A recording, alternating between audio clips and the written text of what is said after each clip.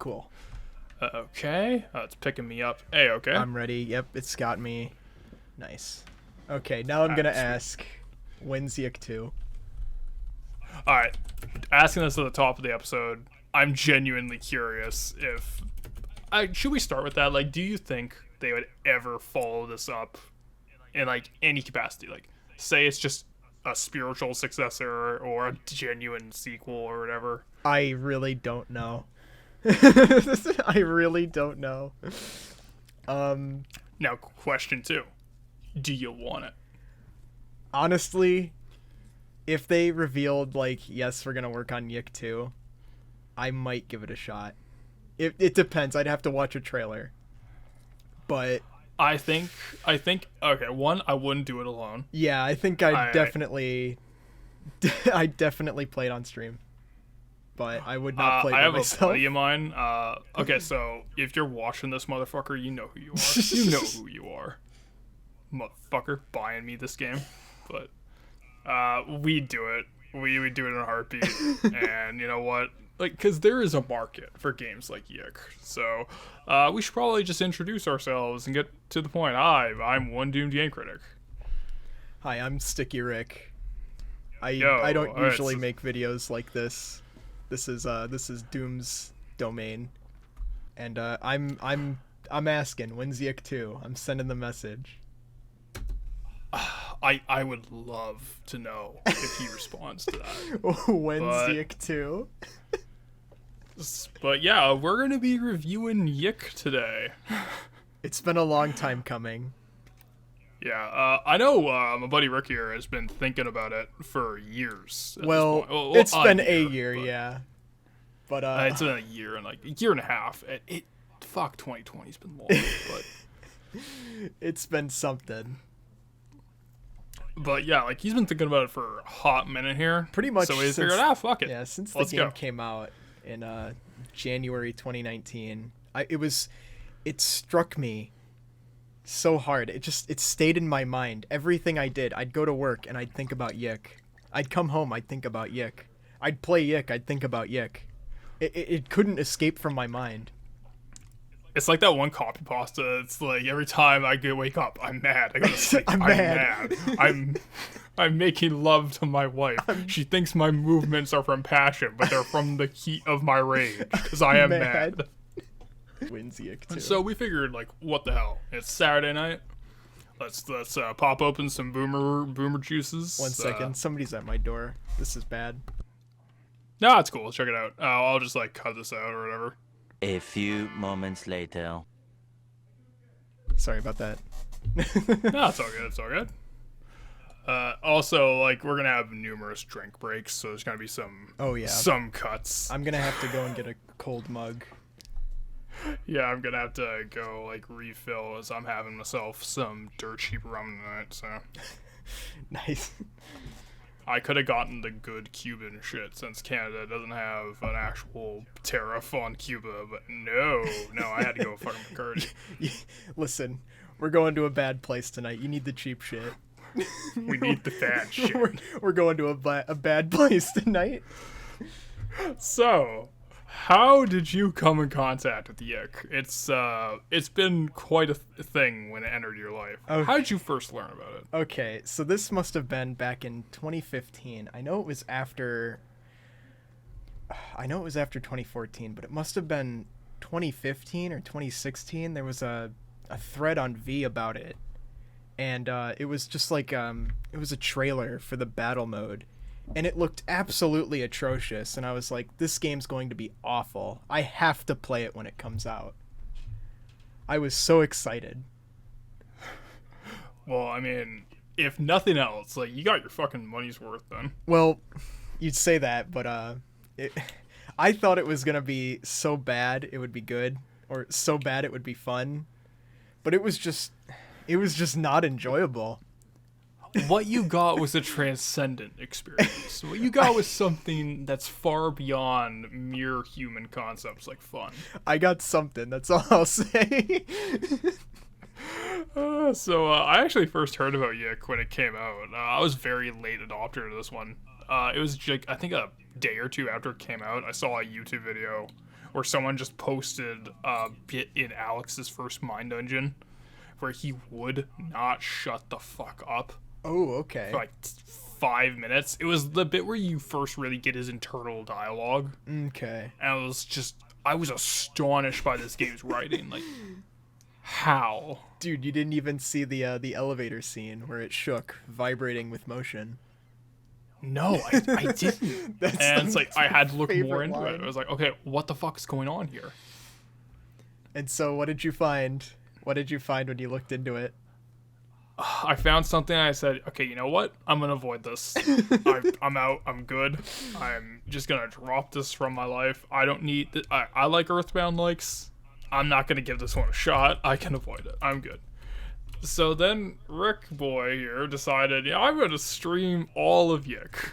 Well, okay, so Doomed and one of our other friends, Slipmaker, would always talk about how he was enthralled by YIIK, right? Like he sees it on YouTube and he thinks, wow, this game looks incredibly awful. And I'm like, don't fall for that trap, buddy.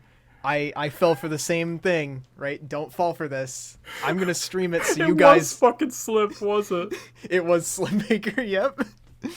I was like, don't fall for it. I'm gonna stream it for all of you guys so you can understand what happened, how I fell into this trap. But And then it happened. yep. And you guys got to see the incredible world of YIIK.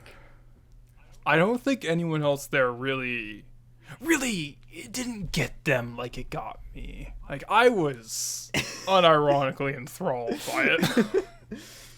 But yeah, I actually I would check their website too frequently. I just sent a link to it or to you so you can see it. But I would check Yeah, this yeah. website frequently for any updates. And when they updated the cast list, oh boy, that was exciting for me. I sent it to my friend and I talked about how great it was. It's going to be hilarious. Just wait till it comes out. It'll be great. We'll play it together. And the game was shit. It was something. So yeah, I was enthralled by this, and I had to tell a friend of mine because we on some like Saturdays or Sundays or wherever we got a day off, what we do is we'll just play a game together and kind of like shoot the shit over it. Mm-hmm. And I told him, okay, dude, we're not gonna do it, but you gotta look into this. I specified We're we not were not gonna going to do it. So, this magnificent bastard in all his glory decided, alright, you know what? Happy birthday. And then I played YIIK. And then you played Oh YIIK. boy, I played YIIK. Oh man. So, we're going to be chatting a lot about YIIK today. It's probably going to be a longer one. It's been a long time coming, right? These thoughts have been rattling around my brain. I'm still waiting for the PlayStation Vita edit or the Vita version of this game, by the way. Vietnamese life poured at you bastards. So I think the best way to start it would be our biggest pro of YIIK and our biggest con. All right. Okay. So, let's just do cons first, right? I'll say mine. Number one con. Explain it, and you say yours, and then we'll talk about the pros. So, I gotta say, my biggest con, definitely the mind dungeon. Like, it should not be that annoying to level up, right? It shouldn't be so needlessly complicated and so pointlessly complicated. We'll talk about the mine dungeon, obviously, when we talk gotta- about the gameplay. We're gonna have to because get into that it's more some later. shit. It's some shit. But what's yours? What was your biggest I think one? my number one problem with this game is the script. Okay. It is 100% the script writing. Because the script, it's one of those rare video game stories where it actually does impede my ability to play the game. It just fucking goes. It doesn't know when to stop. It just keeps going, and it doesn't even like pay attention to where it's going, right?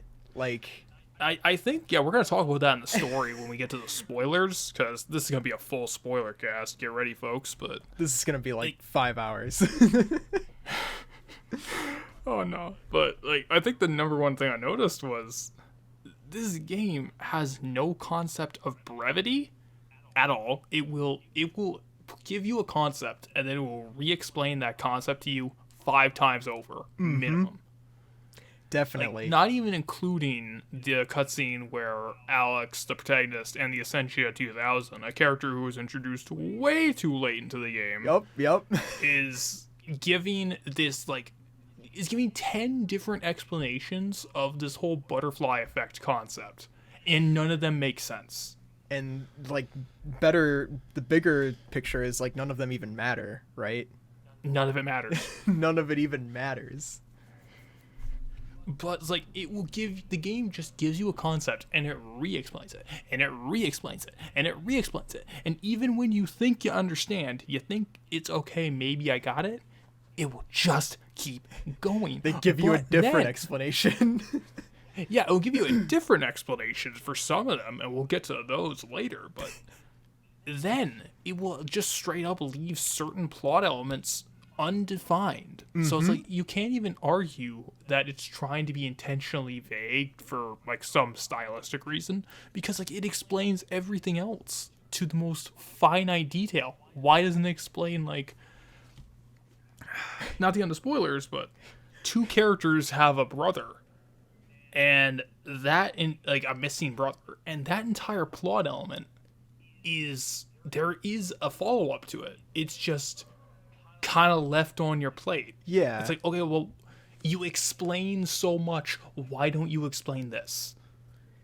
Yeah, that's a good point, because it's just sort of dropped in at the end that, you know, Alex. We'll get to yeah.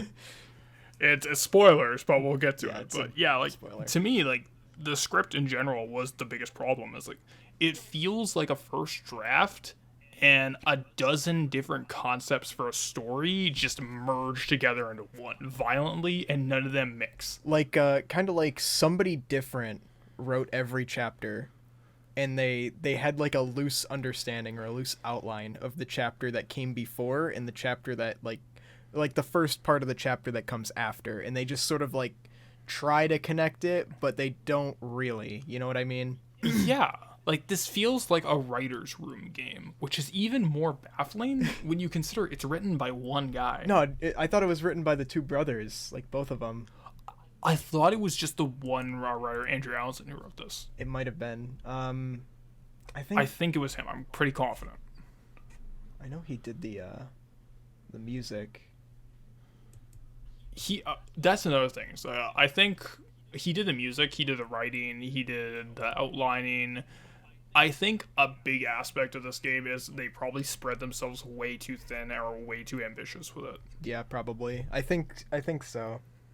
Cuz I know both Andrew Allinson and Brian Allinson are very talented composers. But I don't know so if it's they're like, good with writing. They probably just spread themselves way too thin. Yeah. Also, I think they're decent idea guys. Like, I think there's a lot of ideas in YIIK that actually could have been really interesting for stories. If they It's were just, developed correctly, but that Yeah, is it's like- true, yeah. none of them are developed correctly. They're all just kind of like mixed together and half-assed. I always say the game has so much potential, but they bungled pretty much every step. It's really unfortunate. Yeah, so that's my number one issue is the script. Okay. What is your biggest pro? Biggest pro?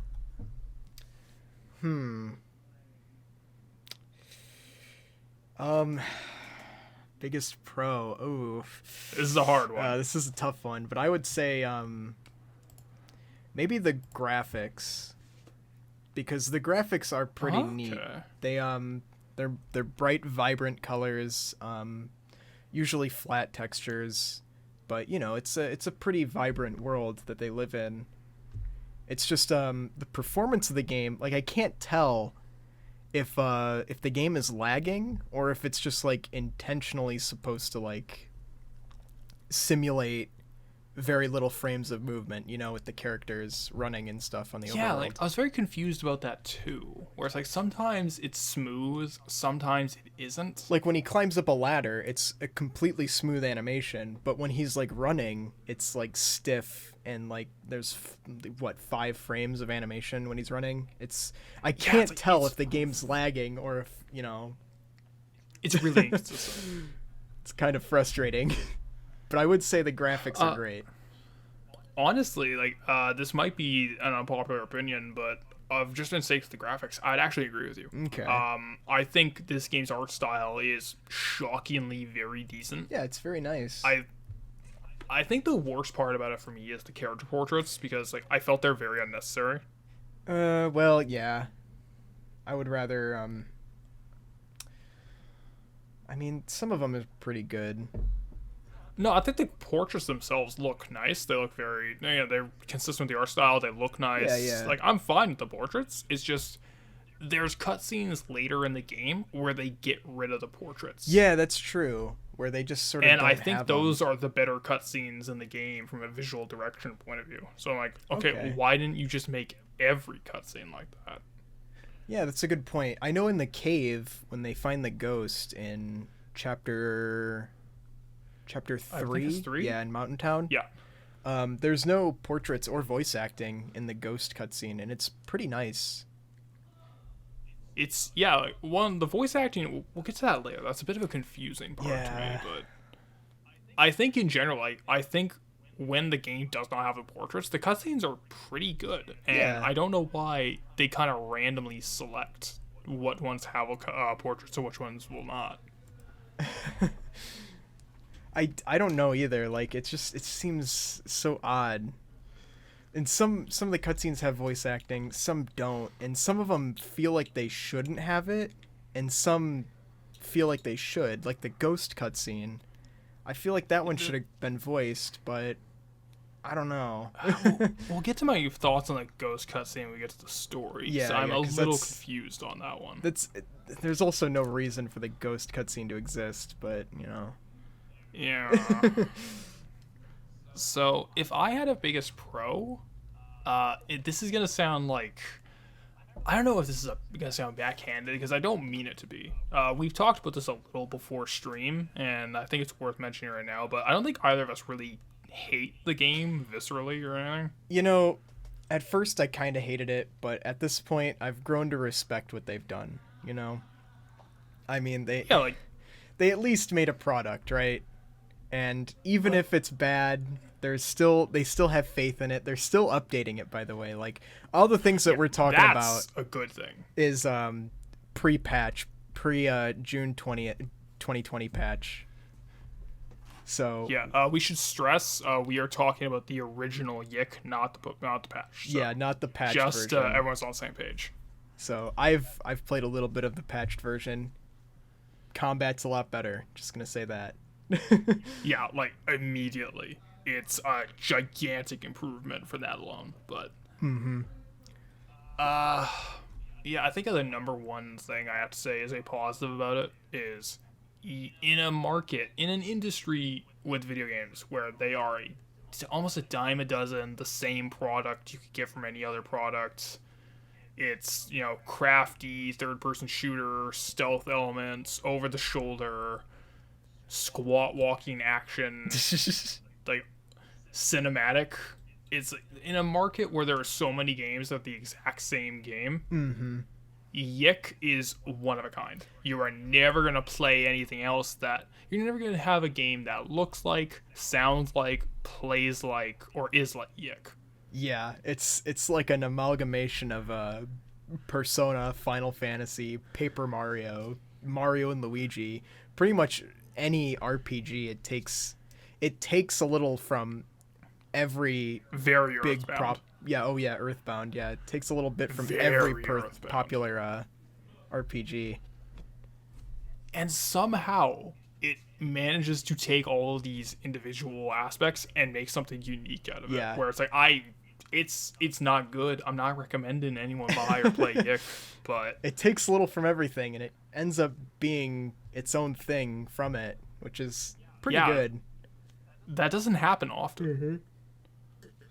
So if nothing else, like YIIK will get my respect because I will put it in the same camp as something like one of my favorite games, Deadly Premonition. Yeah. Where, okay, you're probably not gonna like Deadly Premonition. A lot of people don't like that game, but you will never in your life play a game that is like Deadly Premonition. Yeah, and you mentioned Killer 7 as well, and I've played Killer 7, and that game was a trip. I fucking love watching people's blind runs of Killer 7. It's so good. It's you're not gonna find anything like Killer 7, and you're not gonna find anything like YIIK. YIIK is now. I think Killer 7 is like 10 times the game. Yeah, I would but... recommend Killer 7, but not YIIK. Yeah, but the comparison still, is very valid. yeah. Where it's like They are Killer very 7. unique. Yeah, like Killer 7 is just its own thing. It is a Killer 7 like. There's nothing else on the market that compares to it. Mm-hmm. And YIIK, or it's like even with the comparisons like Earthbound and such, it still is its own thing. Yeah, it does enough. It takes from everything, and it does enough on its own to separate itself from the others, which I think is pretty incredible. And I think we should stress before getting to the really tearing into this thing, because we got nothing else to say positive about it. It's gonna be hard to think of any positives. I do think the developers behind the game, the Allison brothers, who like YesBird, I believe is the studio's name. Is it YesBird? Let me look it up really quick. I think YesBird is the publisher. Let me just look it up on the Steam page, because I know it's spelled weird.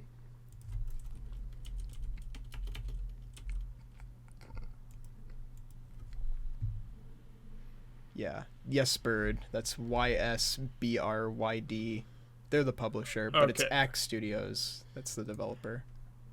Okay, Axe Studios. Mm-hmm.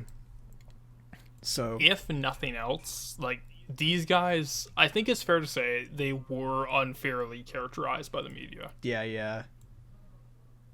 I mean, it's also true that Andrew Ellison kind of played it up a little in interviews and such.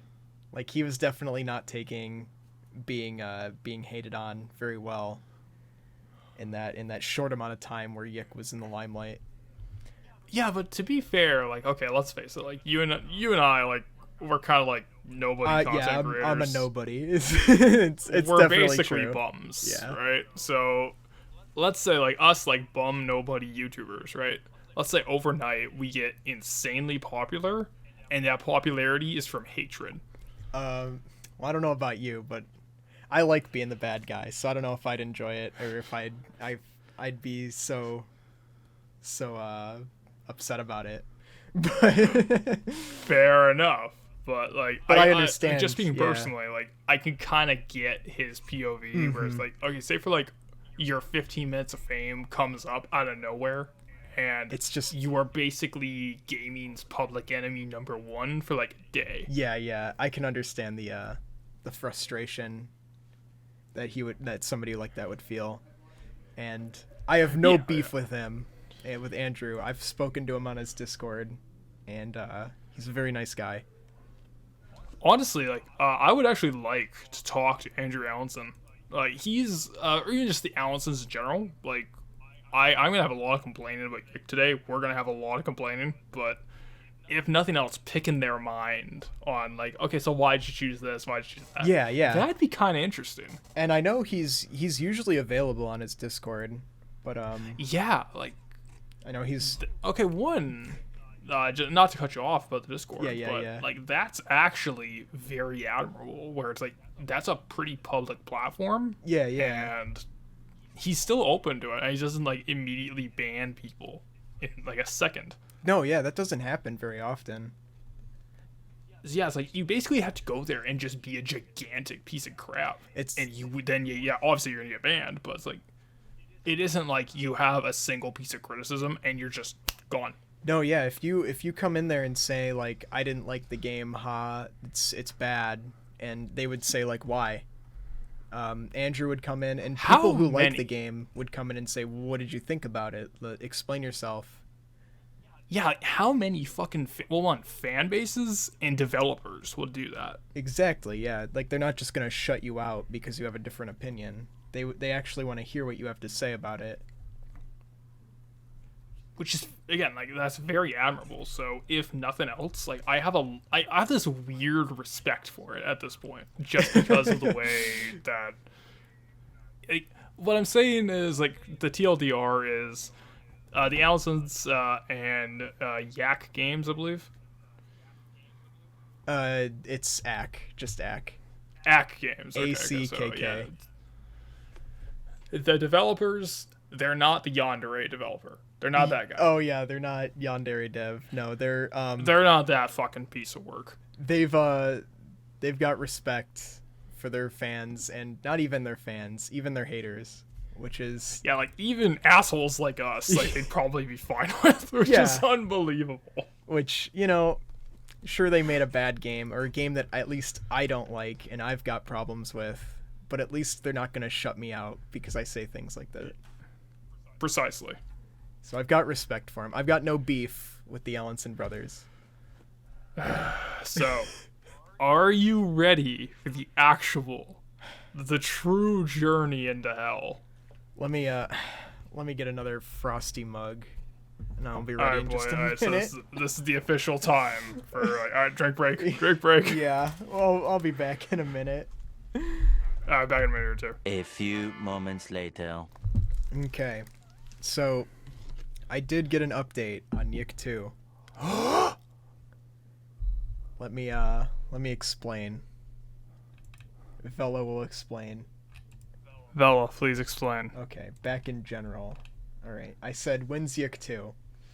And there's this guy, EcoMaster21. He's a very big player in the YIIK Discord. His dick is huge. Well, he does a lot of streaming, trying to find the third ending, the secret third ending.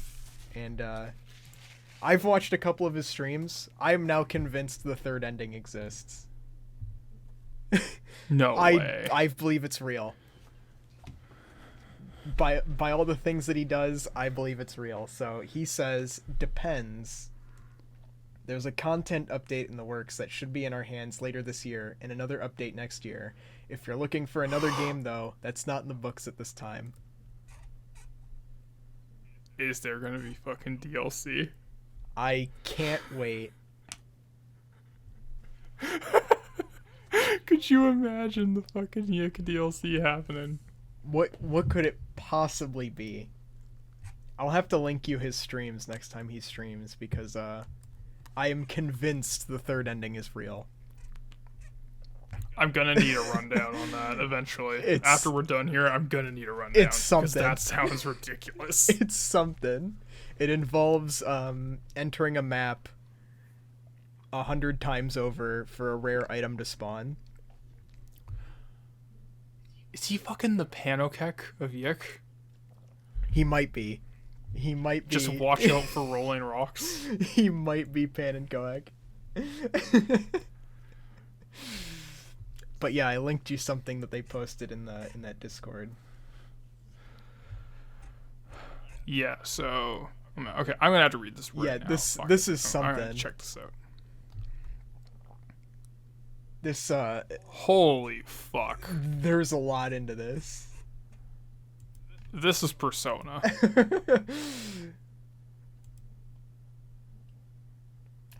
They're talking about archetypes and oh yeah, they're actually fucking Arcana. Yeah, they're talking about Arcana, Major Arcana.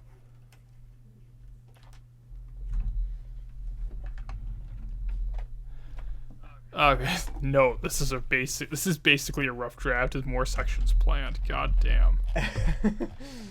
Yeah, I think it just Fucking got posted, bookmark. so yeah, Fucking bookmark, bookmark the shit out that of shit. We're gonna need to see that one later. Yeah, but if they actually are planning YIIK DLC, I will be genuinely interested to check it out. Like, okay, if it's DLC, it's gonna have to follow up whatever the ending was. Yeah. I know in the updates they said they were planning on reintegrating beta content that was in the demos and trailers. So that'll be interesting. No shit. Okay, that's genuinely fascinating that they're still working on it. Mm-hmm. And I guess they weren't fucking around when they said when they actually made their money back. no, yeah, he said they made all their money back in a week. Yeah, so imagine what it's got right now. Like, holy hell. Mm-hmm. No wonder.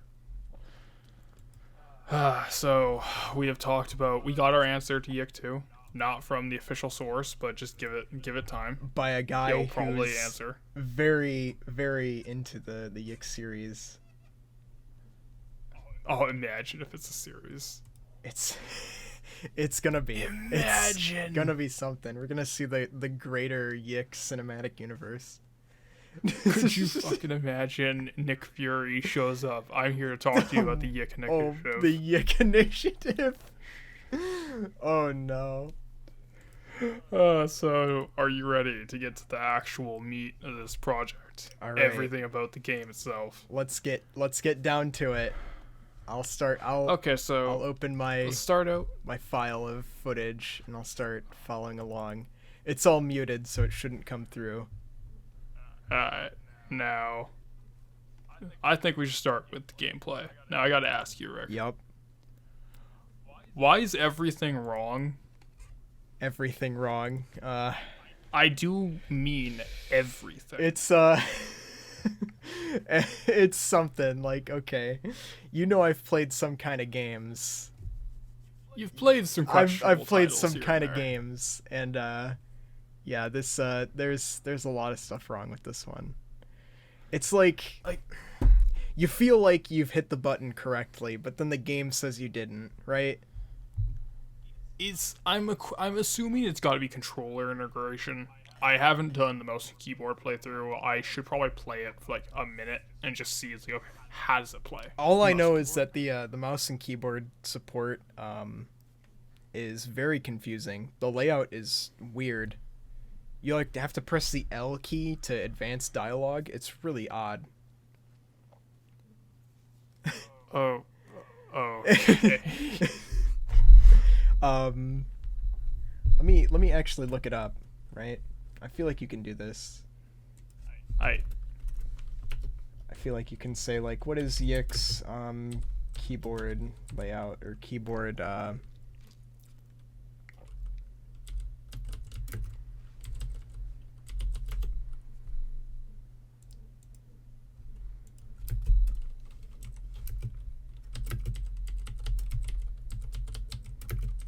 I just know that you have to use the keyboard to advance in the beginning to use the Xbox controller, right? And, I had that problem with the PS4 controller too. oh, right, because you use PS4. Yeah. But okay, well, I can't actually find it. Well, I've only looked for a minute, but I think the point is still. like the key bindings might work for especially the attacks, but what I noticed especially with just talking about the controls for the PS4, it had the integration, but the button layout was wrong. Where it's like, okay, say you have to press X for one of the prompts, Mm-hmm. that's not true. You have to press circle. You gotta press circle for one of the prompts. Well, that's not true. Actually, you gotta press square. You gotta press Oh. square. That's the problem That's not you were true. having? Okay, Yes. so in my game, I used an Xbox One controller, and it would tell me to press X when I'm supposed to press A, right? So all of my buttons Exactly. were like... Well, okay, so in dialogue, they would say press X when it's press A, but in gameplay, in battles and stuff, all the buttons would be fine. Yeah, my buttons were not fine. Your buttons my were buttons not were backwards. fine? The only one that worked is the square button. That's the equivalent of the Y button. That's the only one in battle that worked. Oh, okay. And how I accessed the pause menu was right stick click. Right stick click? Are you serious? That's how I accessed it. Okay, I think that was just a problem for you, because my controller was just fine. It might just I be the don't think- PS4 controller. it has an option for PS4 controller, but it doesn't support it. I guess. I guess so. That's So it's like, bizarre. I did why would not you know that was a include it? problem. Like, if they just specified, like, okay, are you using mouse and keyboard or Xbox, and I'm using PS4, or just it's a workaround, fine, you know, like. But it's the fact that they have that as an actual legit option, and there's problems with it that bothers me. Yeah, because like I'd get all of the I'd get PlayStation prompts and dialogue and like in the overworld and stuff, but in battle it would give me Xbox prompts, which I don't know, that's kind of weird. Then again, they probably fixed that in the patch. The more recent one. They probably did, and we just gotta specify this is OG. This is the original gangster YIIK we're talking about. This is pre-June 2020 patch. This is Shin YIIK, the true YIIK. form. YIIK as it was released to the public. But even that, like, say that's fixed, that still doesn't fix some of the nonsense issues. Like, let's get to the big one, the Mind Dungeon. Oh god, the Mind Dungeon. Oh god, the Mind Dungeon. I don't know if the Mind Dungeon has been fixed. I didn't get that far in my patch playthrough. Unfortunately, the game But- locked up on the first boss. In ours, in the original. Yes, in the original, it was pretty bad. Why on earth, for any RPG, like we just played Final Fantasy 1, where you finished it and I'm playing FF2. Yeah.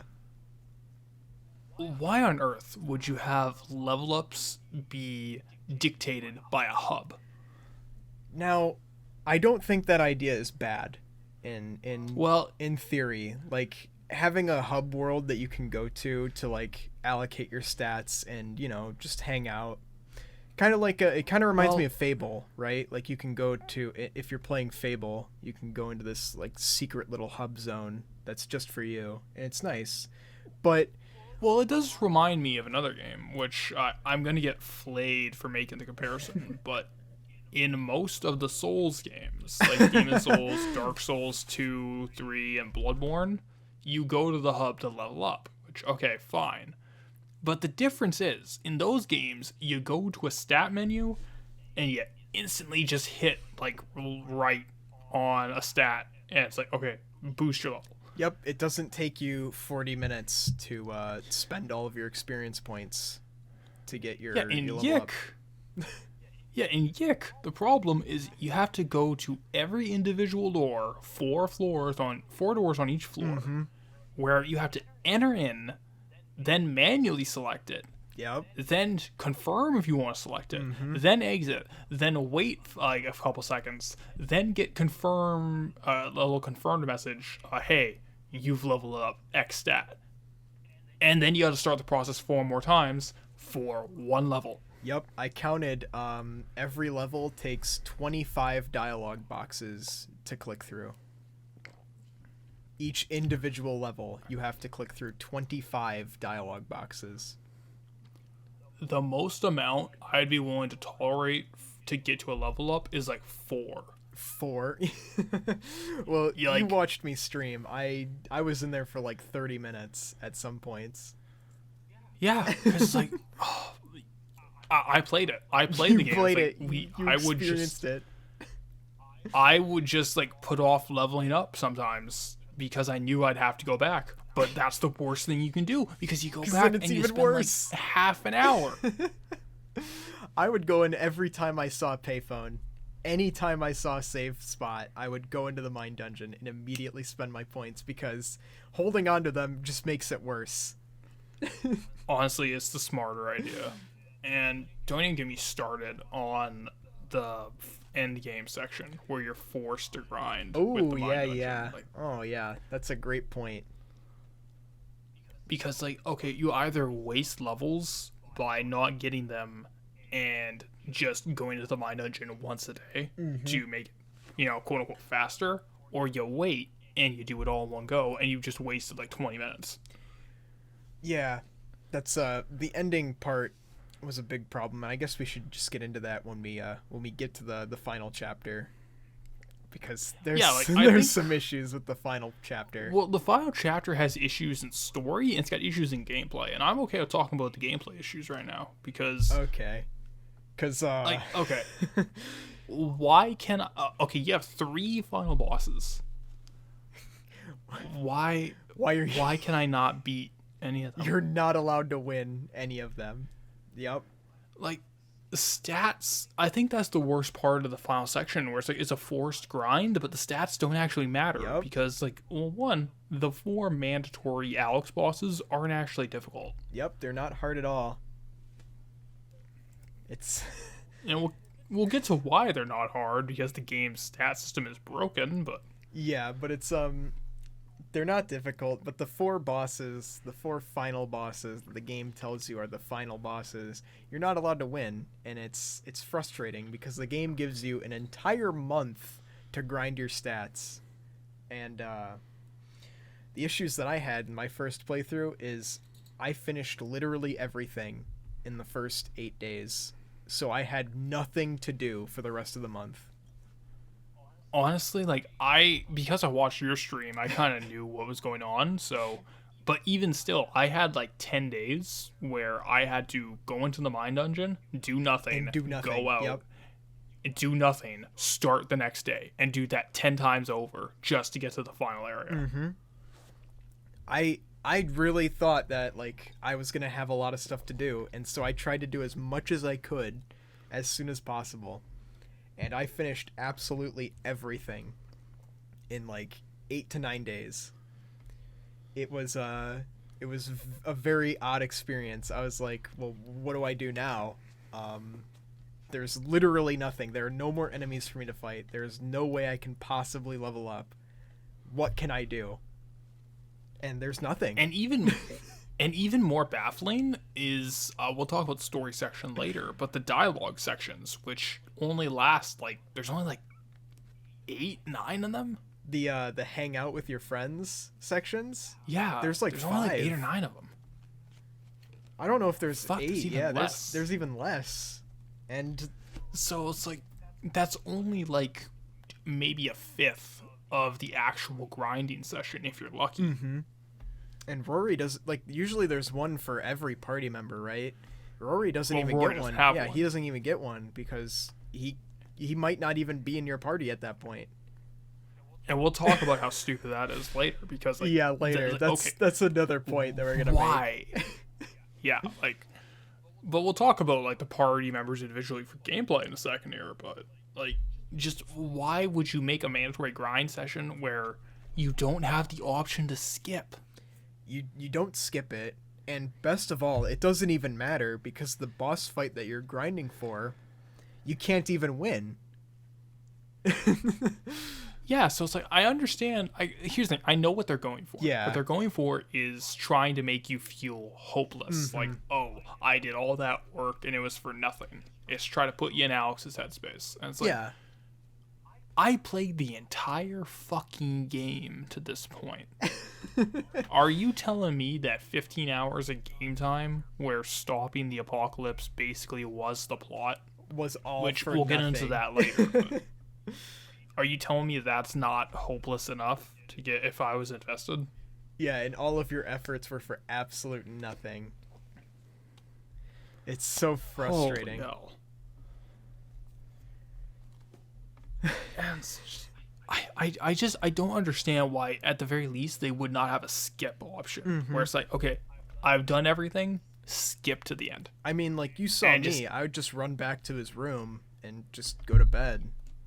Yeah, Nothing like else to I do. said a little earlier, what I would do is I'd enter the mine dungeon, I'd go in, go out, go back to the room, skip a day. Yep. And that's like a minute and a half of my time. Mm-hmm. Do that 10 times over. That's 15 minutes. I am just waiting. You're just waiting for the next story beat. And then the next story beat happens, and it's the pseudo trippy thing where it's nightmare sequences, but we'll get to that later because it's nonsense. Oh, right. Yeah. Oh my god, I can't even remember that part. Just the I endless phone calls, and then endless. Endless. And some of them are mean. Some of them are so mean where you have to run all the way back to your room Yup. to trigger them. Yup. That's true. I remember that part now. Oh my god. I wish I didn't. It's so it does the mind dungeon poorly. It does the grinding poorly. Why are the mini games so long and so self-indulgent? That's true. I mean, okay. So you've seen me, you watched me stream the patch. They've definitely fixed 100%. that. But Okay, so pre-patch, fair enough. These mini games are way better. There's something in the old version. Oh my god. In the original, it's just okay. So the mini games, I think the worst mini game for me personally is tied between the basic attacks of Michael and Chandra. Oh, right, yeah, because Chandra, you can't even get, like, a 10-hit combo, right? And if you fuck up once, all your damage is gone. And, Michael's has very finicky timing. Well, Michael's timing is confusing, And and your if button you're in my prompts are position where fucked. the buttons are basically backwards, have fun figuring that out. I would say the worst one that I had to deal with was, I don't know. I'd have to say I have the timing for the Essential 2000s was, like, the most weird for me to figure out. It was just weird. I mean, I always played with assist mode on, so it was way Oh, I easier. cheated Yeah. like a motherfucker. I Listen. turned off the time, and I just like held the time down so I get like 30 hit combos. Listen, you turn assist mode on if you want to play the game. Like you don't I you cheated like a do motherfucker. not try to play the game normally. It gives you a mode to play with assist. You take it, right? That's all you got to do. If nothing else, I'm actually tempted to kind of try it for a little bit with the update, with the new mode, and without cheating, because it just looks a lot better and more manageable. Yeah, the new mini games are a lot better. Just saying, they're a lot better. They're But the worst bit about the combat is that there's no reason to engage in it because you have Alex and LP Toss. right. Yes, Alex is the most powerful party member that you get. He's also the main character, so he can't leave the party. And his ability LP Toss does literally thousands of damage, so nobody else even matters. It's like, here's the thing, I have whiffed LP Toss where it's like I would get like 2 to 4 hits and I would still like one shot an entire group of like 4 enemies. Yep, I get the feeling that it only calculates like the first 2 or 3 hits. The thing that I thought it was, okay, so like LP Toss tells you in the menu that it's good against multiple groups of foes, and it gives you targets based on how many enemies you're fighting against. So just like hitting every target means you hit everything. So you have to hit everything at least once. And if you do that, you do 1,000 damage to every target. Which is So insane. I heard another theory. From I forget the name of the video, but they had a theory that I think is actually pretty interesting. I think with LP Toss, as they claim, it's the more you use it, regardless of levels, the Oh. stronger LP Toss becomes. Okay. I can believe So that. it's like if you're like most people, where early on you abuse LP Toss, it's like, oh, I'll just like stock up on a bunch of MP items and use this. Then what happens is you will just make LP Toss so powerful to where you are basically one-shotting even the final boss. By the end game, you're doing literally thousands of damage. Yep. Yeah. I believe it. Okay, that makes sense.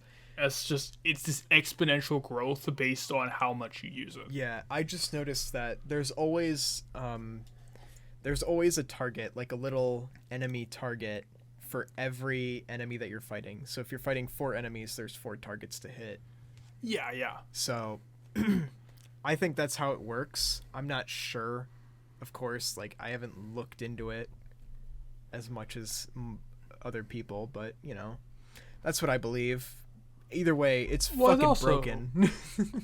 I also think it just leads to frustration where it's like, okay, say what I'm doing is I'm at the very, very final boss, and I use LP toss, and I one shot this thing. Yep, I did that too. And it's like, oh, okay, just wait to die, I guess. Yep, he lives with 1 HP, and there's nothing you can do to kill him, and he just slaughters your whole party. There's nothing you can do. Even though you've clearly done enough damage to kill him, the game won't let you indulge in that. Like, they won't even, let the battle end and let you lose in the cutscene, right? Yeah, it's like, at least do that. Okay, so this is a little off topic, but there's a hilarious version of this exact trope in Devil May Cry 5. Okay. Where there is an unkillable super boss. And it's sort of like the prologue, where it's a boss fight you're expected to lose in the tutorial. But the thing is, if you beat that boss, it's possible. It's hard, but you can do it. If you beat it, then you actually get a new ending. And it's just a little joke ending of, and everybody lived happily ever after, the end credits. Oh, that's pretty funny. Yes, it's like you can beat the game within like 5 minutes of starting. It's hard as fuck. You're not gonna do it probably, but it's possible. Now, I mean, like, just giving you a cutscene where, like, the boss kills you anyway, like, that would be fine. Just so long as it's over and done with, and you don't have to wait for the boss to kill off all of your dudes one by one. How many video games do that? Where it's like, you beat the boss, and in the cutscene, it's like, oh, well, you lost anyway. It's like, that's fine. Yeah. I've seen that in dozens of video games before, and it's sure it's annoying, but, like, it does its job, right? It's fine. But it's like, yeah, it's like, but if the whole point of that entire concept is it's supposed to be annoying, the cutscene works because, like, yeah, you clearly win, but in the cutscene, the game dictates, no, you lost anyway. Yeah. I think it's more to facilitate what you said, like the whole hopelessness of the situation, but it just becomes frustrating when the enemy's already dead and, like, you can clearly win this fight. Yeah, it's not hopeless. I'm thinking about, I okay, guess I just can't win this straight fight. up broken. Yeah. I'm not thinking about the context in the story. I'm thinking about the mechanics of the game as a product. Yeah.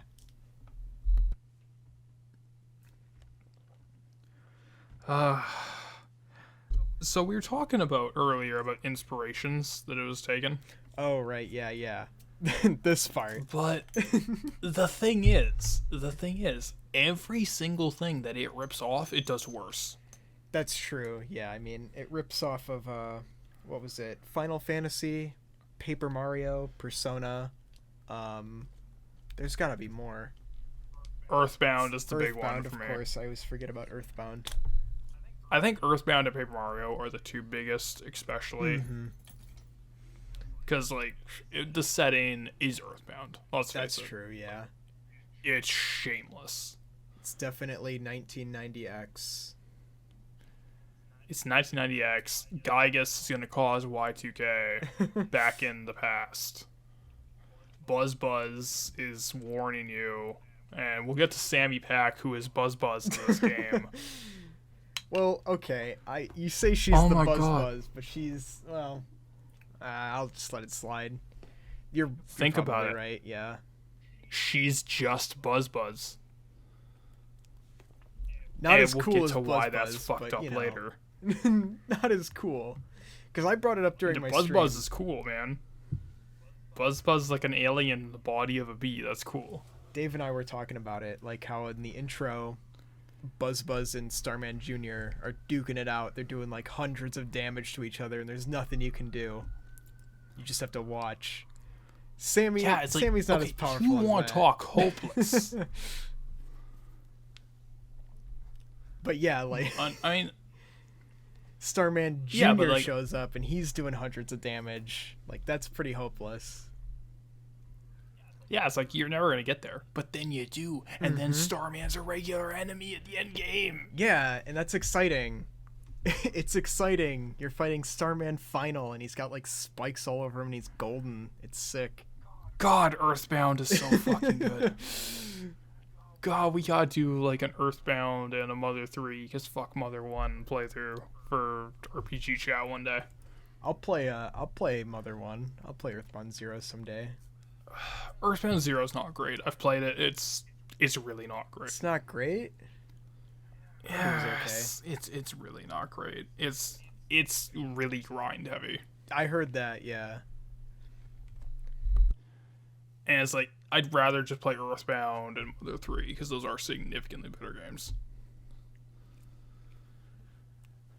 But yeah, like, back to YIIK. Like, okay, so it's taking the entire setting of Earthbound, but the one thing it forgets about the setting is that Earthbound's setting was contemporary. So the novelty came from, this is like your day-to-day right now. Yeah, it's like the real YIIK world.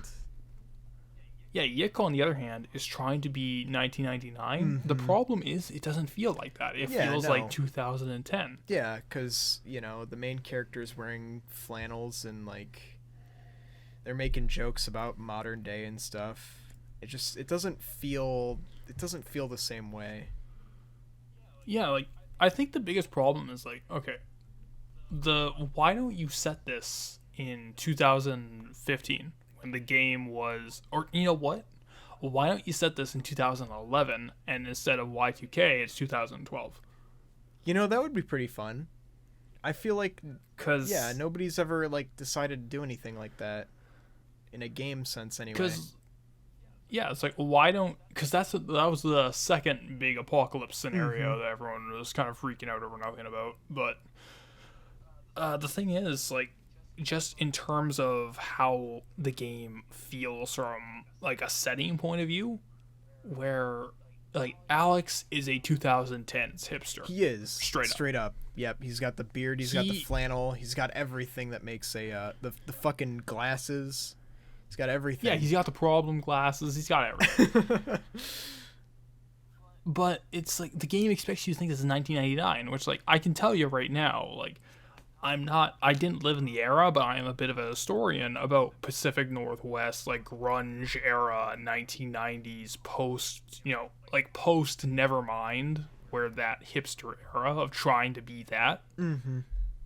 They didn't look like fucking Alex.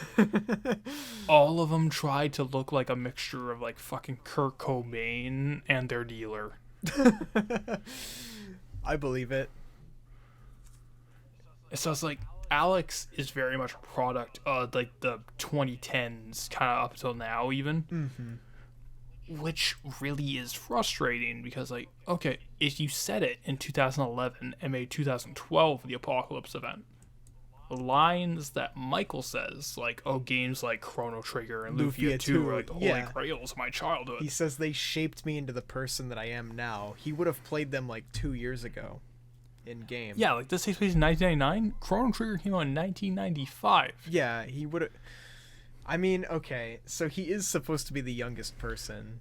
So maybe him being 18, 17, saying that he played a game 5 years ago and that shaped him the person that he is, might not seem far-fetched since he's so young and immature. It seems far-fetched to me, because, like, okay, so we're about the same age, but, like, like, okay, so so he's going to college, right? So he's about, like, 19, let's say. Yeah, 18, 19. 18, he graduated high school, he's going to college.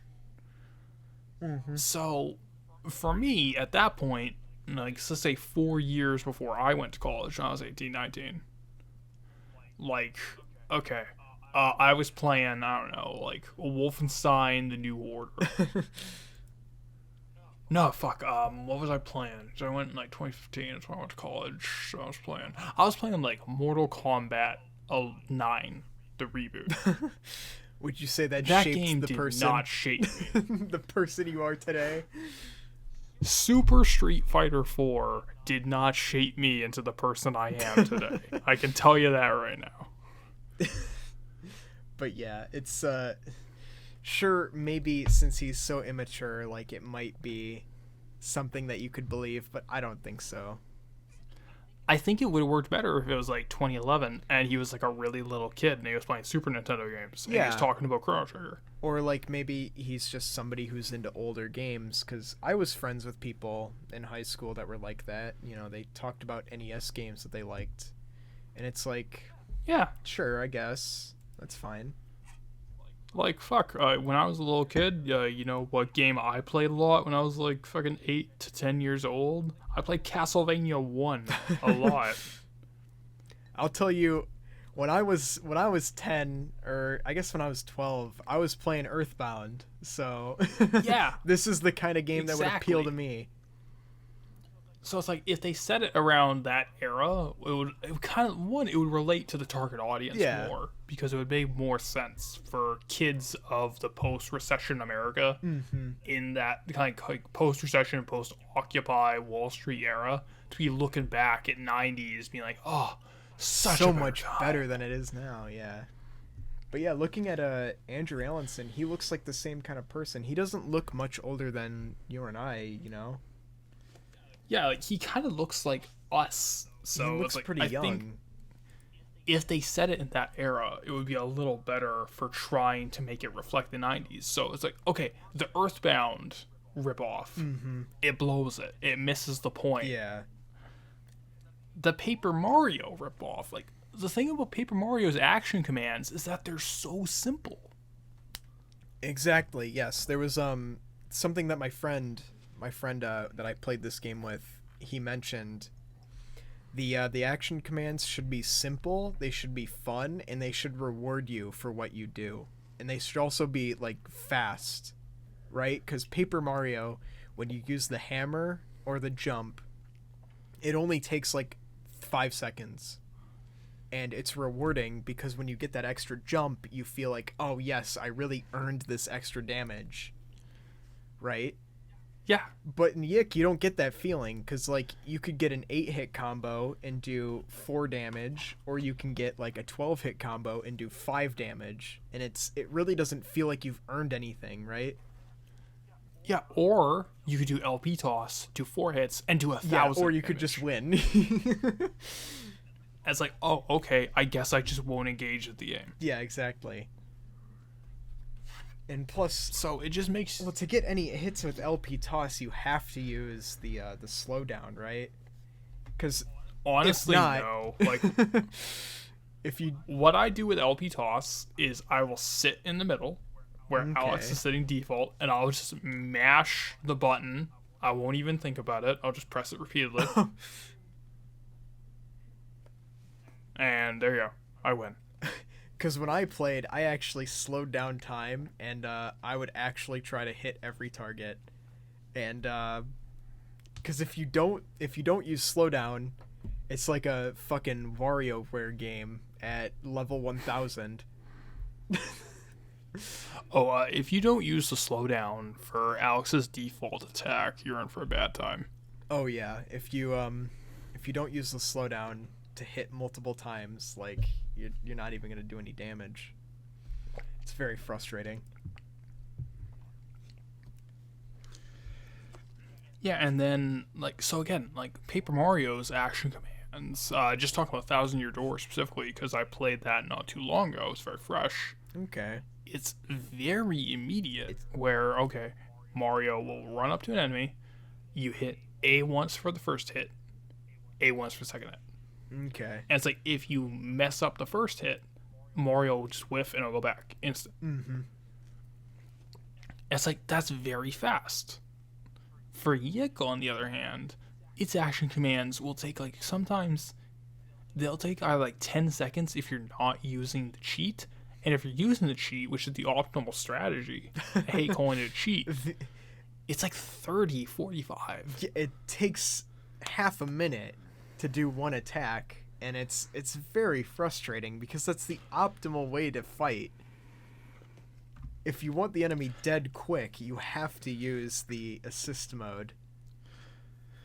Yeah, like even with the assist mode, like there is one boss in the game that's admittedly kind of tough. Which one was that? It 'Cause was I don't remember having... It was the Molgoths. Oh, the Molgoth. Yeah, because you have to use Banish on them. For whatever reason, that fight is just like an unexpected difficulty spike, and it's the only genuinely difficult fight in the game. That is true, because they definitely have an attack that lowers your entire party to like 1 HP. Yeah, it's like Oh, okay. That's from what I that's remember. Yeah. new. Yeah, Nocturne. It's like if you go for the true demon ending, good luck. It's definitely a log one. But that's So yeah, we're talking about YIIK and inspirations, and since we're talking about DDS, I think Persona and the influence Right. of that is worth segueing into. definitely the biggest way you can see the inspiration is in the final act, where you have to grind for a month in order to fight the final boss, which you have no hope of winning. It mirrors exactly the final act of Persona 3, where they give you the entire month of January to do as you please. But in the end, in that game, it actually matters, right? Because it's an actual boss fight. Yeah, at the very least in that game, it's an actual boss fight. There's a reason. But I think the number one problem with YIIK, and I know we've complained about this during FF1, but at least in, like, say, Persona 4, right? There is something you can tangibly do with the day system. Yeah. Like, you can actually build your links with your party if you feel like it. Like, again, we talk shit about the social link because they keep doing it, but there is a tangible reward if there's characters in your party you're invested in. Yeah, because, like, I know in Persona 4 started this. Yeah, Persona 4 is the one I'm most familiar with. In Persona 3, it wasn't like this, because you couldn't form social links with everybody in your party. But in Persona 4, you could. So it was every even link, your party member would gain a new secret spell that they could do because you formed this bond with them. And every odd link, they would gain a special ability, like, say, curing status ailments during battle. Like, if you got confused during their turn, they would snap you out of it. Or if you were about to be targeted with an attack that would kill you, they would push you out of the way and take the hit for you. And so that's something that you could do in Persona. In YIIK, they try to do that with the bonding days in the final grinding section, but they don't get these same abilities and such. So it really feels There's kind of no wasted. abilities coming from it, Yeah. which is, again, that is a fantastic point. Thank you for bringing that up. It's just, there's no practical in-game use for it, but there's really no, like, say you're invested in these characters and story for whatever reason, there's no real meat that comes from these dialogues. There's one cutscene of significance in the entire little hangout in Alex's Rune days. And that is the cutscene where Michael implies that the Essentia 2000 has been lying the entire time. Yep. There's that's That's the only last cutscene. one you get to do too. Yeah. It's the last I think it's one. that. Is it that, or is it the kiss cutscene? There's the kissing cutscene, which is only just Alex, Vella, and the Essentia 2000. The final cutscene, which means nothing. is the one where Alex is like, wait a minute, things aren't as the Essentia says, right? Things I've experienced my other lives in these other parallel worlds, and things are not the way that she explains it. And that's the final cutscene that you get, and you don't get to have any more. You can't follow up with that information. You can't do anything about it. And I think my biggest problem is you have that scene where Michael's going on and on and on, saying, like, she's lying straight up. He's not even mincing his words about it. He's just confronting her directly, saying, no, bitch is lying. Yeah. And one, she doesn't respond. Yep. At all. The cutscene just ends. And two, the entire plot dialogue, the entire concept of the Essentia 2000 has been unreliable source information for an entire time. It's just dropped until the very end, when Proto Alex, the final boss that looks nothing like Alex, just says, hey, she's always lying. Ha, isn't that funny? It's like, no, it's not funny. It's really annoying that you think it's funny. Yeah, it's that's it's fucked up, the whole game. Oh fuck! Like we're even getting to the story right now. We'll get to it later. But the persona aspects don't work because there's no tangible gameplay benefit. There's no to benefits actually from hanging out having with the your social friends. stuff. There's no. Yeah, there's no benefit. Well, that's not true. I mean, there you do get 100 experience points for doing it, but that's it. Like, Woo woo! That's one floor. that's during the grinding section, so there is a reason to do it. But there's only 5 of them, and after the most exciting one, you can't do any more. So what's the point, right? Yeah. So for gameplay, like there's a lot more we could get on, but that's all I really got from my notes. Like, Gameplay. you got anything I left? We talked about how the battles suck. The overworld is it's decent. I mean, it works.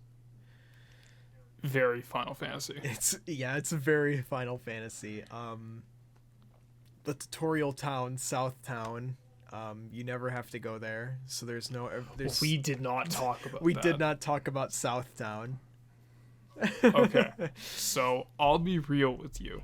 I did not know Southtown existed, like south of Frankton, until like the grind session. Well, okay, I'll explain this one to you because you actually played a better version of the game than I did when I first played it. Oh, So let me tell you, before you played it, on release day, the battles were a lot longer. The load times were like at least 20 seconds. And you did not get very many experience points from fighting enemies. It was pretty bad.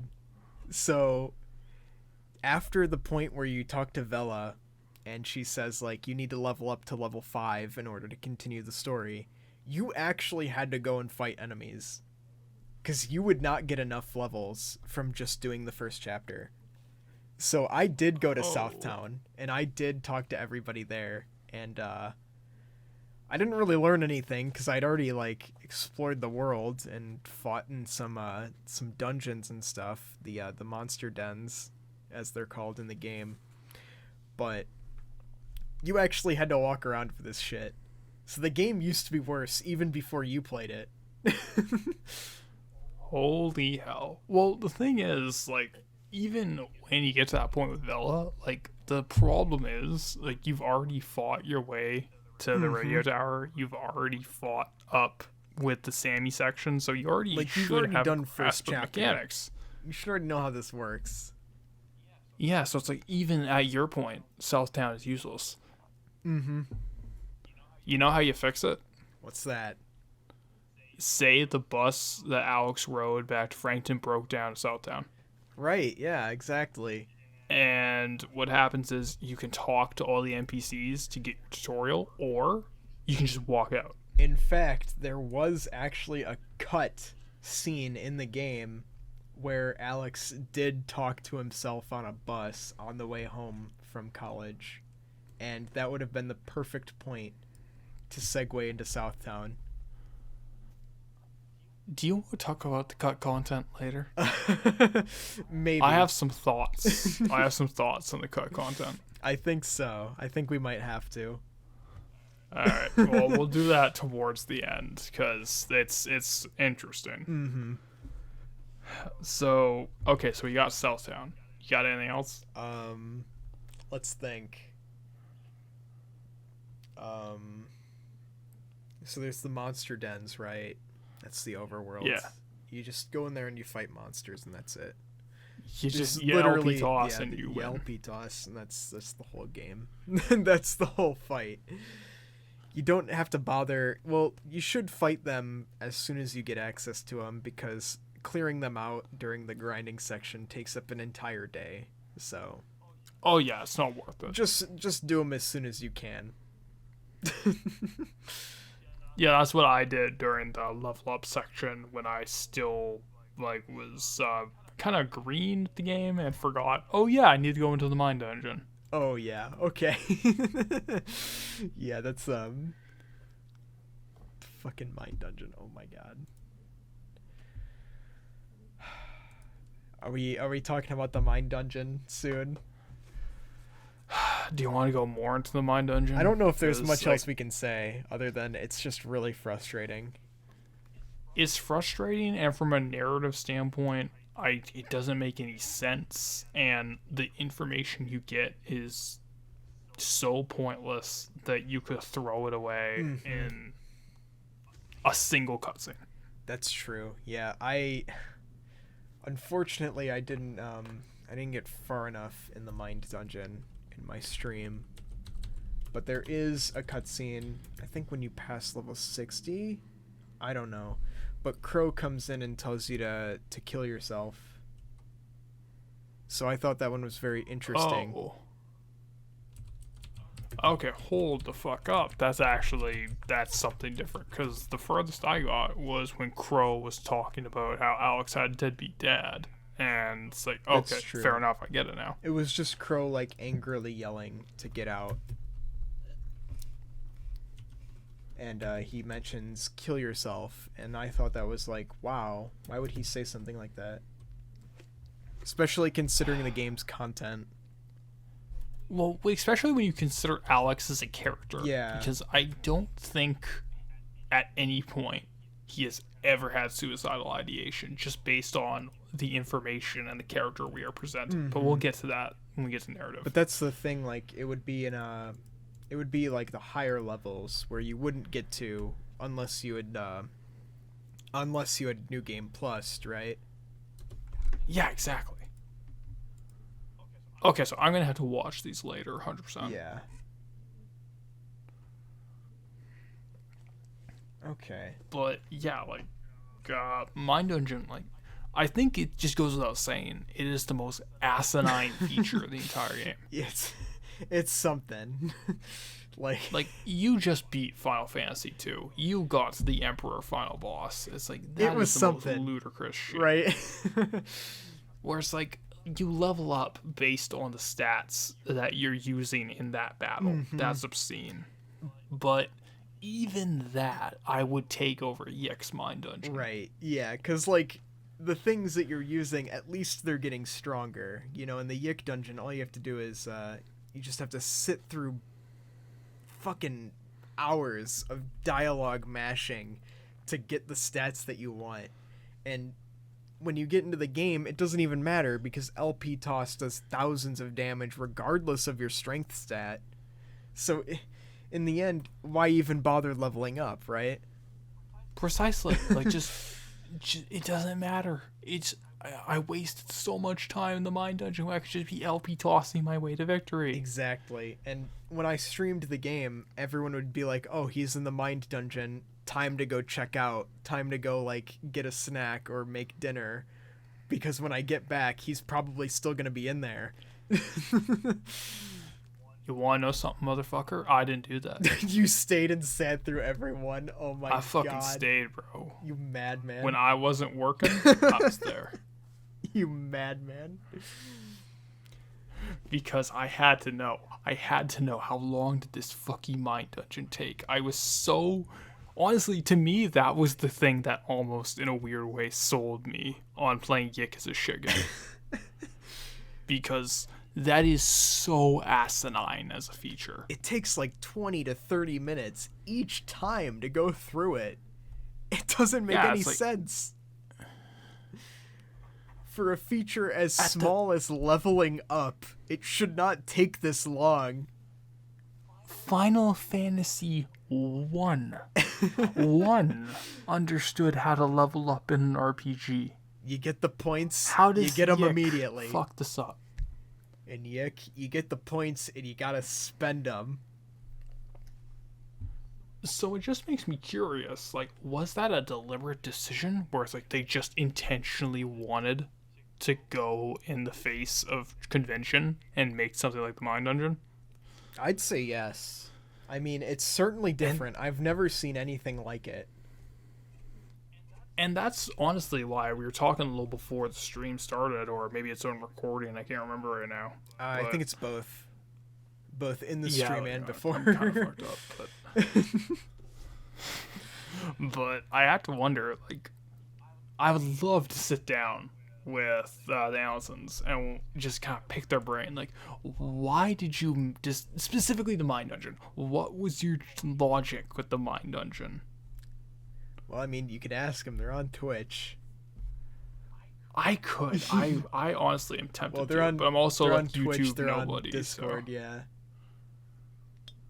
But I'm also like YouTube nobody, so they probably like, who are you? I mean, they're usually pretty nice to people in their Discord. Even enough, me, which is like, okay, they've talked to me, and I'm even a bigger nobody than you. Yeah, it's like you are one of the biggest detractors I know of YIIK. In fact, I'd argue you're the biggest detractor I know. Well, okay. I don't like the game, right? I don't want this to say that I don't like them as people, because oh no, not like as not bad. them. Like we established at the start of the stream, like they are seem like genuinely decent people. He's definitely not a lot nicer than I thought. But Yeah, a lot nicer than certain aspects of the gaming press let you know. yeah, they even talked to me, so I definitely think they would answer your questions. Yeah, fuck yeah. Yeah, honestly, I'll probably join later today or tomorrow, because this is gonna be a while. It's gonna be a minute. You have anything else to say on the gameplay? I think that's good. Well, wait a minute.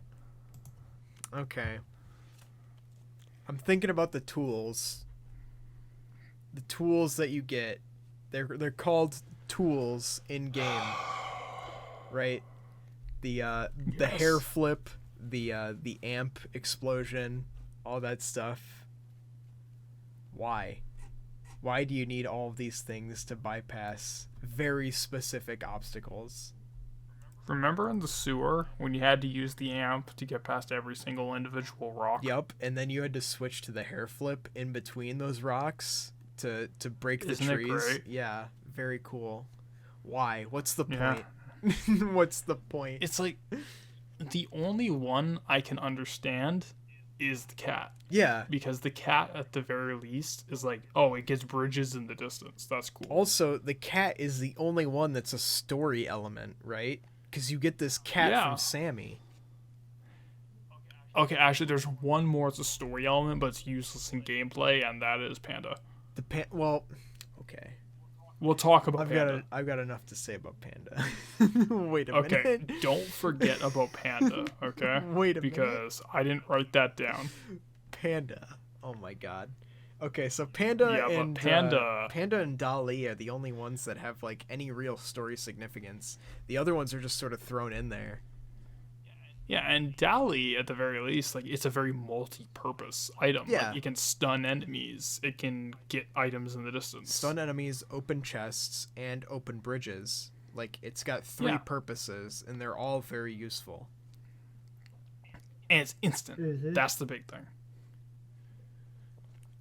Oh, I almost forgot. And it can hit switches. Oh, that's right. Yeah, you're right. You're right. It can hit switches, too. There's one puzzle where you need it. Yeah, so Dali's actually pretty good. Mm-hmm. That's the one. But the other ones, the skateboard's pretty good because it lets you traverse the maps much quicker. It does, but you also, like, it's also really weird, the angle and the way the stick works when you're trying to aim it. You gotta angle it, and as soon as you start using it, you can't stop until you hit something, and you can't change your direction. Yeah, it's really annoying, but, you know, it's good. I think if you just were able to stop when you could at any time, that would fix a lot of my issues with skateboard. Yeah, it's true. But the ones that have no use at all, the amp, the hair flip, and the flamethrower, all three of them, useless. They're just used to stop specific puzzles. You could do without them. Excuse me. And the flamethrower leads to the second most annoying puzzle in the game, where you're in the graveyard or whatever. The graveyard? Remember that one spike fence area? Spike fence. Where you had to use the flamethrower to turn on certain candles that would Oh. change the layout. Is that in the Essentias dungeon? The mind dungeon for Essentia? Is that in Essentias or is it in Vella's? Can't remember at the moment. It must be in Essentias because that's where you get the flamethrower. Okay, it's in Essentias then. Yeah, you have to light the candles, and it lets you see where you're going, but it prevents you from using the map to teleport. The second most annoying. Yeah, that puzzle was something. The most annoying would definitely be first- the door puzzle that I spent an hour on before I realized the door didn't fucking spawn in my game. Even if the door spawns, the door puzzle in Vella's Mind Dungeon is still the worst. Which one was that one? Remember when you had to pick up the door in the bottom right corner and you had to like use different switches? Oh, that's the one in Essentias. Oh fuck it is. I'm forgetting between those two, but Because I know in Vella's Essentially- you had to find 2 pieces of a door in order to build a door to another area. right, I remember now. But in Essentias, yeah, the door didn't fucking spawn in her dungeon, and so I just walked Yeah, around that room Essentia, where it's for a like fucking hour. is it like 16 platforms or something like that? Where There's something like that. Let me look at, because I know this is in the the walkthrough. I'm pretty sure it's like a 4x4 with 2 platforms in the second level, so it's like 18. Yeah, it's a 4x4. Yep. Yeah, that's the worst puzzle in the game. Yeah, the door didn't spawn in my puzzle. I've got the streams on my channel to prove it. The door did not spawn. Oh, I saw it. I had to reset for it to come into my game. I was fucking witness to that, man. I know. I know you were there, and I know Bob was there, but it was something.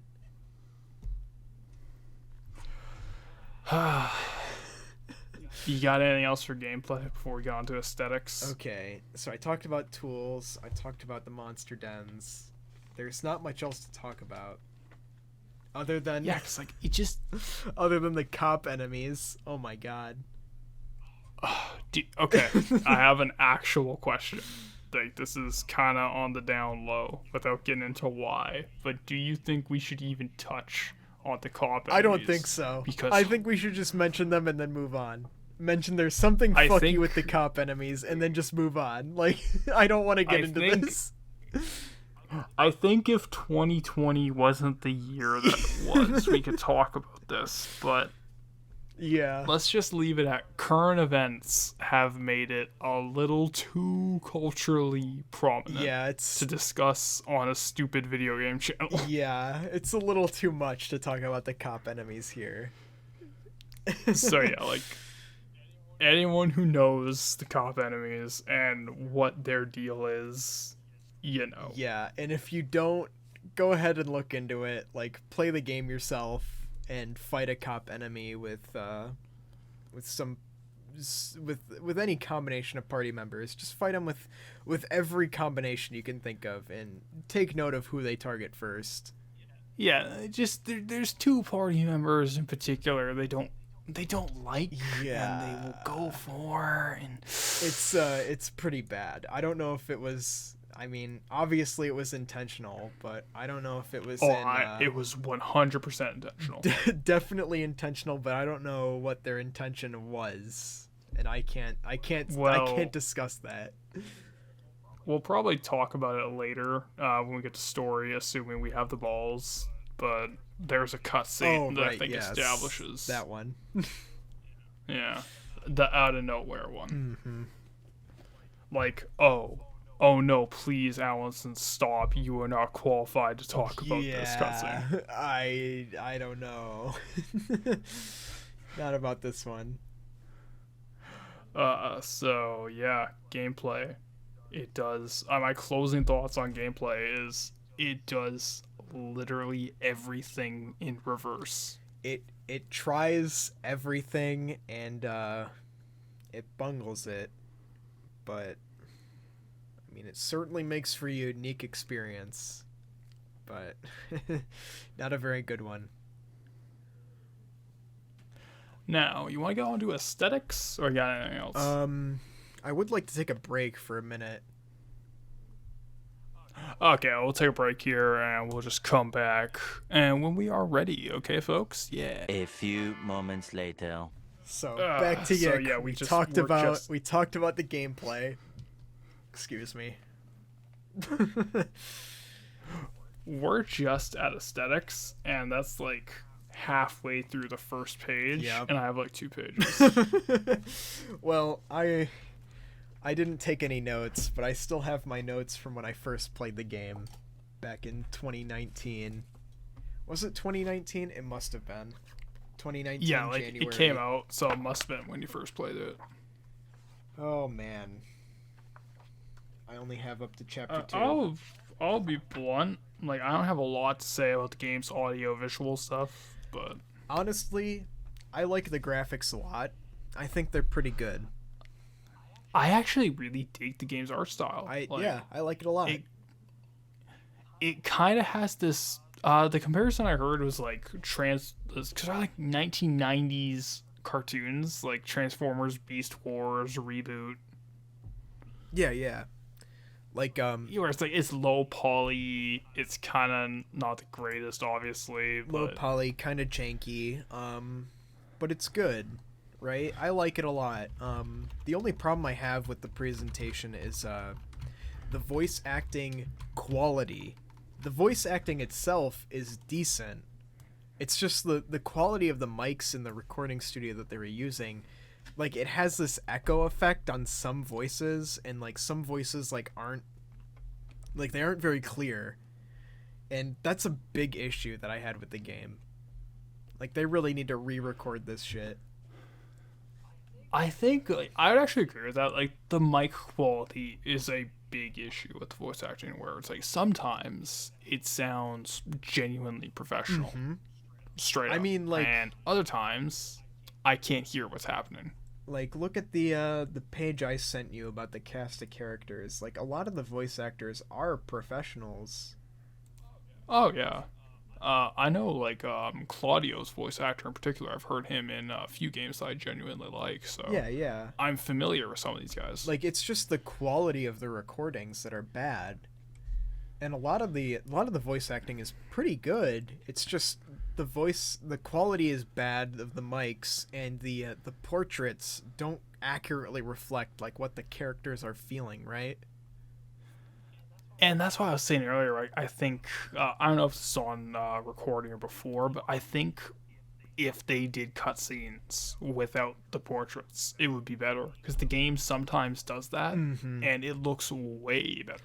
Like, that's the thing. Like, would it be would it be better if they didn't have portraits, or if they just made the portraits better, right? Like, if they made them more accurate to what the characters were saying and feeling, right? I could go either way if the portraits are a little more accurate, to where you wouldn't have occasionally anime Vella hanging or so, which just comes out of nowhere. Yeah. I mean, I do like the instances where that's used. 'Cause it's very much like her character, right? But also It it's feels kind of more like insensitive. Claudio's character. Claudio's. Oh yeah. I mean, well, He's the anime nut, so that's true. Like, he should definitely be more animated in his portraits. yeah, it's like it feels like his character, not like hers. But the thing is, if they had portraits like that for every character, it would be a lot better. To let them actually accurately express what they're feeling or trying to present to us.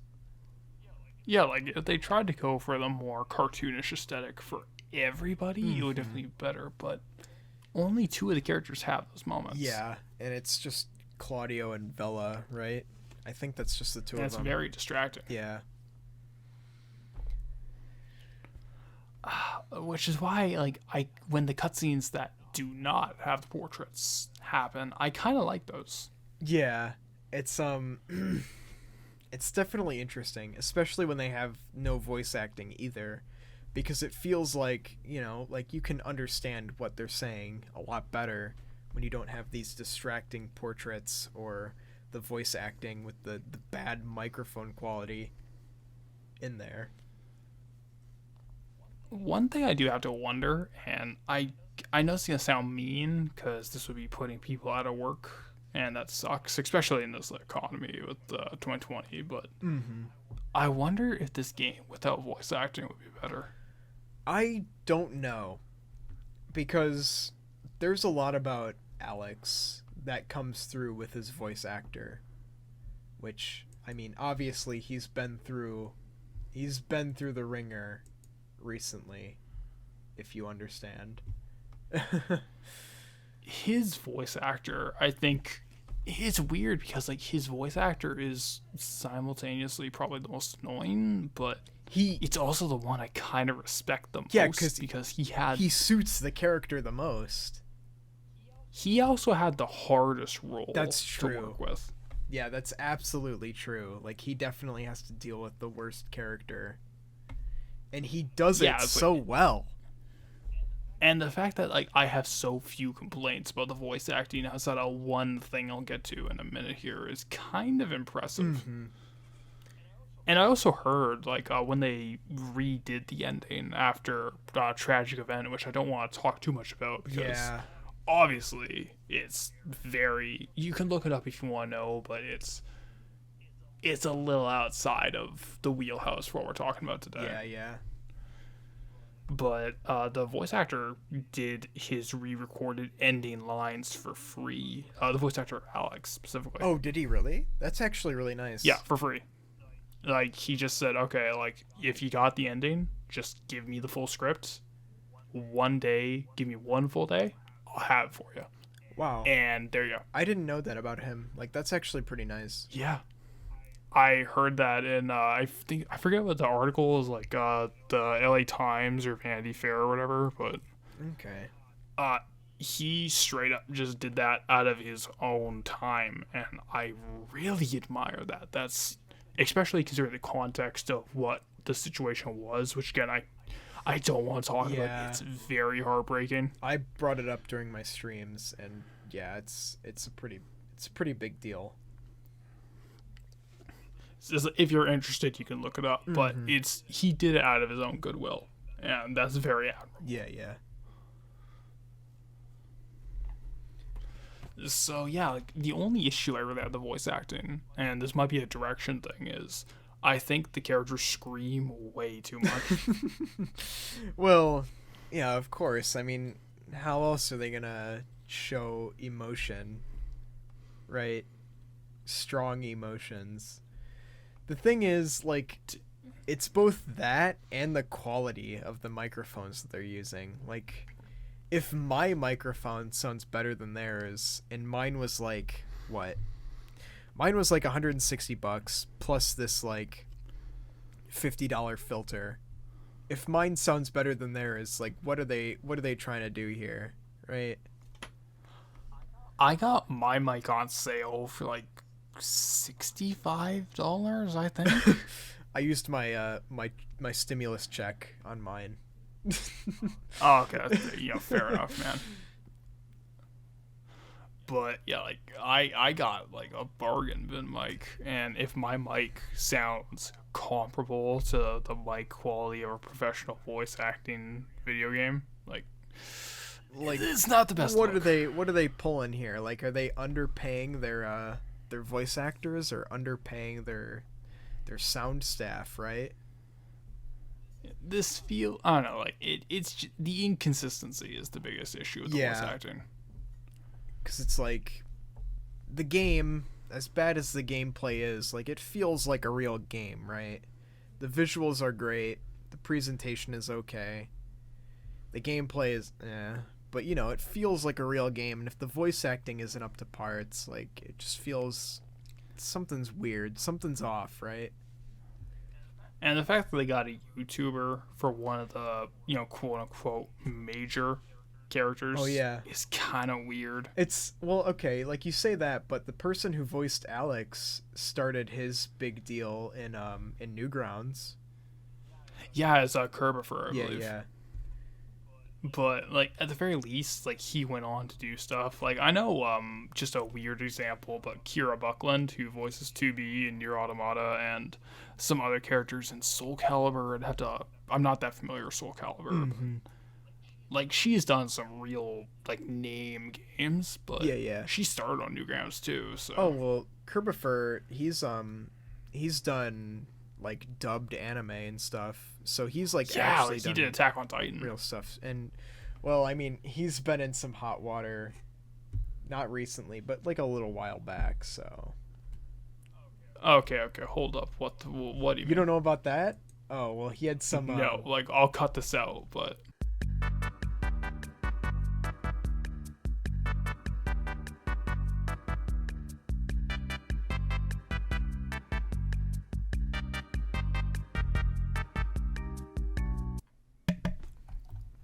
I see. Okay.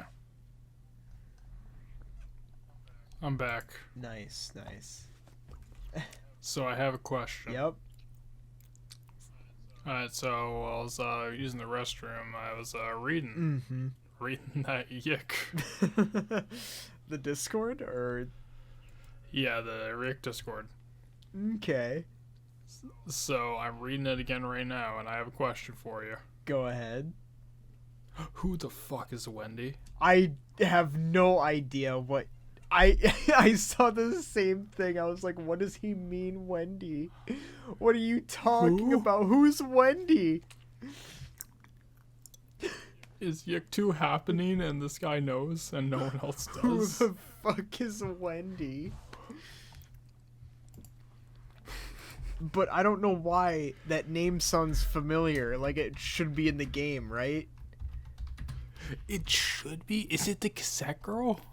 I don't know. Oh no. Oh no. Who the fuck is Wendy?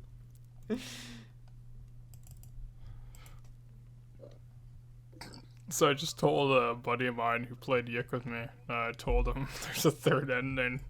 There's a secret. There's a ending. third ending, I swear to God. It's real. And he just sends me this, like no words, no context.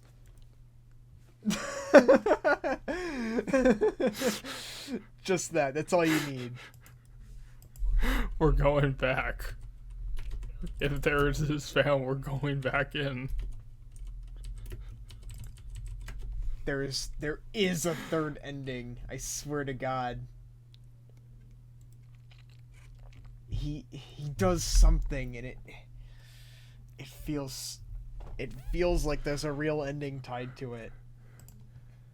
Echo Master, I gotta be real with you, brother. Like, I get you're trying, I respect it, but He's doing it. holy fuck, dude. They're writing, like, what class is What this class essay is for? this Like, essay for? Echo, please. Oh no, it's sleep on stream, never mind. But It's for the fun of it. Oh man. It's real, I swear. I've watched I'm his gonna get out of here for a streams. second. It's real. The ending is real. I'm not gonna leave the server. I'm just gonna mute it for the time being, just because like I've got it muted too. I need to control my exposure. Yeah. So we took a bit of a break. We talked about the gameplay.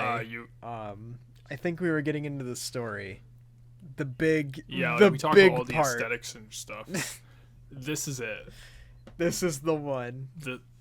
This is the big part, is the narrative of YIIK, which is probably the game's most prominent feature. Yeah. In a weird way. I mean, it's the part that they focus on the most, right? It's like, it's the biggest aspect, but it's also the biggest flaw of the game. Yeah, because it's so segmented, right? Like, I think you said it best. It feels like every single chapter could have been its own entire narrative in its own right. Exactly. But they either rushed through it or they drop it. Mm-hmm. It feels like the person writing each chapter only, like everybody wrote each chapter, but they could only see the ending half of the previous chapter and the starting half of the next chapter, right? And they just had to find a way to make them connect. And it's like, for me, like, the way I looked at the story, because I'll just say right now, we're in the full spoiler section. If you have listened for almost 2 hours and you're still, like, you're still here, You're still like, thinking you're on about your own, it, pal, but you could have played it. You could have left at any time, but here you are. Yep. But for me, it's like, there was 2 stories in YIIK. There's 2, even with the chapter segmenting, there was 2 main plot points. It was always, 1, the end of the world Essentia stuff. Yes. And then 2, the fourth wall, Alex is every person including the player stuff. And both of those don't mix together, and both of those are introduced way too late. Yeah. And I'd feel like the main story that they established, that they set up, is finding what happened to Sammy. And that's just dropped. Not even halfway through, but like immediately after it's established. Like as soon as they established, like, oh shit, Sammy's gone missing, we gotta find a way to, find out what happened to her. Immediately nobody cares. Yeah, it's like, it's kind of irrelevant, because the only character who seems to have any knowledge or investment in it is Alex, and he only wants to do it because he wants to fuck Sammy. Yeah. And the second Vella shows up, suddenly his kind of like sexual proclivities are directed in that direction. Yep. And then as soon as Essentia shows up, literally the instant she shows up, he thinks, oh, we gotta find the android. The instant she shows up in the cutscene, he's like, oh, we gotta find her, right? It's not even like, there's no time in between it. It's as soon as she shows up, he's gotta find her. And the second we get the full context of the android cutscenes, and we start to learn, and Alex is like, okay, we gotta learn who that android is. This is important. Mm-hmm. It's like, suddenly Sammy is irrelevant, and she does not become relevant ever again, and she's only even mentioned again during the game's endings. Very both the secret and the main one. Yeah. In the main ending, she shows up right at the end for like 2 minutes. Not even 2 minutes. And out of nowhere, too. Like, what is the point of Sammy at the very end? And exactly. Like, that leads me to another question, because she says, Essentia picked me to lure you into this mess, right? She says that. So, here's the question I have. Did Essentia know that Sammy was like the perfect individual to lure Alex into this? Had she lured other Alexes before this? Because we know that the Essentia does not share a soul with Vella or Sammy, because she shares a soul with Alex. So what is her connection to Sammy, right? Yeah, it's like, okay, here's my question too. Like, on top of that, like, okay, how exactly does she share a soul with Alex then? Well, that's never explained. Well, I mean, it's like the machine separates Alex from like the other part of his personality, which is Essentia, right? Like, that's the thing. Like, you have to destroy the statues so you can flip the switch so they can form together, and that's what gives you the ending, right? But fucking how? Don't worry about it. It's fine. Like, to me, that's the most baffling aspect of the game's kind of fourth wall aspect, where everyone is Alex, including the main villain, Essentia. Yeah.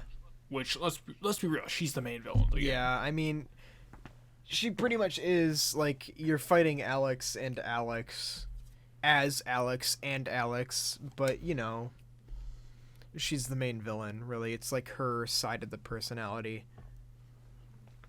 So it makes you wonder, like, okay, so how exactly is she a side of the personality when you look at again, when you look at her at every point, she seems separate from everything. Like, on top of that, the most baffling bit is she has her own mind dungeon separate from Alex entirely, which, with the established lore, is like the mind dungeon. Like, yeah, you're right. No, excuse me. Yeah. Mind dungeons are their own unique thing for unique individuals. So how can she be Alex and Vella? Well, the If, thing like, is, okay, one, we get. I believe that she's lying about being Vella and Sammy, right? Because, I think she is too. but if she's lying about that, then are Sammy and Vella related? And if they're related, then why wasn't Vella chosen to be the lure? Exactly. And it just ends up being more questions, and that's part of the questions that I had written down in my notebook, but I ripped them out to crush a bug with them, so I don't have them anymore. Well, the only good bug is a dead bug. I'd like to know more. There was an earwig on my curtains, so I crushed it. Oh, fuck those things. Yeah, and but I had that question written down, like, who the fuck is the Essentia, right? Because if she's lying about that, then are Vella and Sammy related? Because if they're not, then what does that mean for the story? Yeah, it's like, how did she, through the process of elimination, find Sammy to be the actual lure? Exactly. And it's like, okay, if Sammy's the lure, how can Sammy be consistent enough to where in enough timelines she finds enough Alexes to fall for it and go to the Alex rock? Mm-hmm. That's the question I had, and I don't really have an answer for that. I mean, it's just something, like, right? Yeah, like, to me, like, the biggest issue, like, well, one, like, we'll get to more of the Essentia stuff later when we talk about the characters individually for how they don't work, especially the Essentia. Yeah. But one of the big things for me is that the game really has no actual story. It's just a bunch of ideas kind of on screen at once, and it kind of pretends that it's a through line, but there's no consistency to it. Exactly. Like, it's more like we finished the goal that we wanted for this chapter. Now we have to go to the next one, so we have to invent a reason for our characters to want to go there, right? And it doesn't feel very fluid, right? We finish everything that we need, and now we have to go to the next one, and so they invent a problem for us to follow, right? Rather than just having a direct problem at the very beginning, which we'll get to later when we talk about kind of how we want to we would rewrite the story if we were to do it, but because there is potential here. There's a lot of fascinating concepts with the way the butterfly effect stuff works. But another thing is, like, for me, like I said earlier, like, the two stories are the apocalypse and the fourth wall stuff. Yeah. And both of them are introduced way too late, and both do not mesh together at all. And they don't even matter, which is the worst part. But yeah, exactly.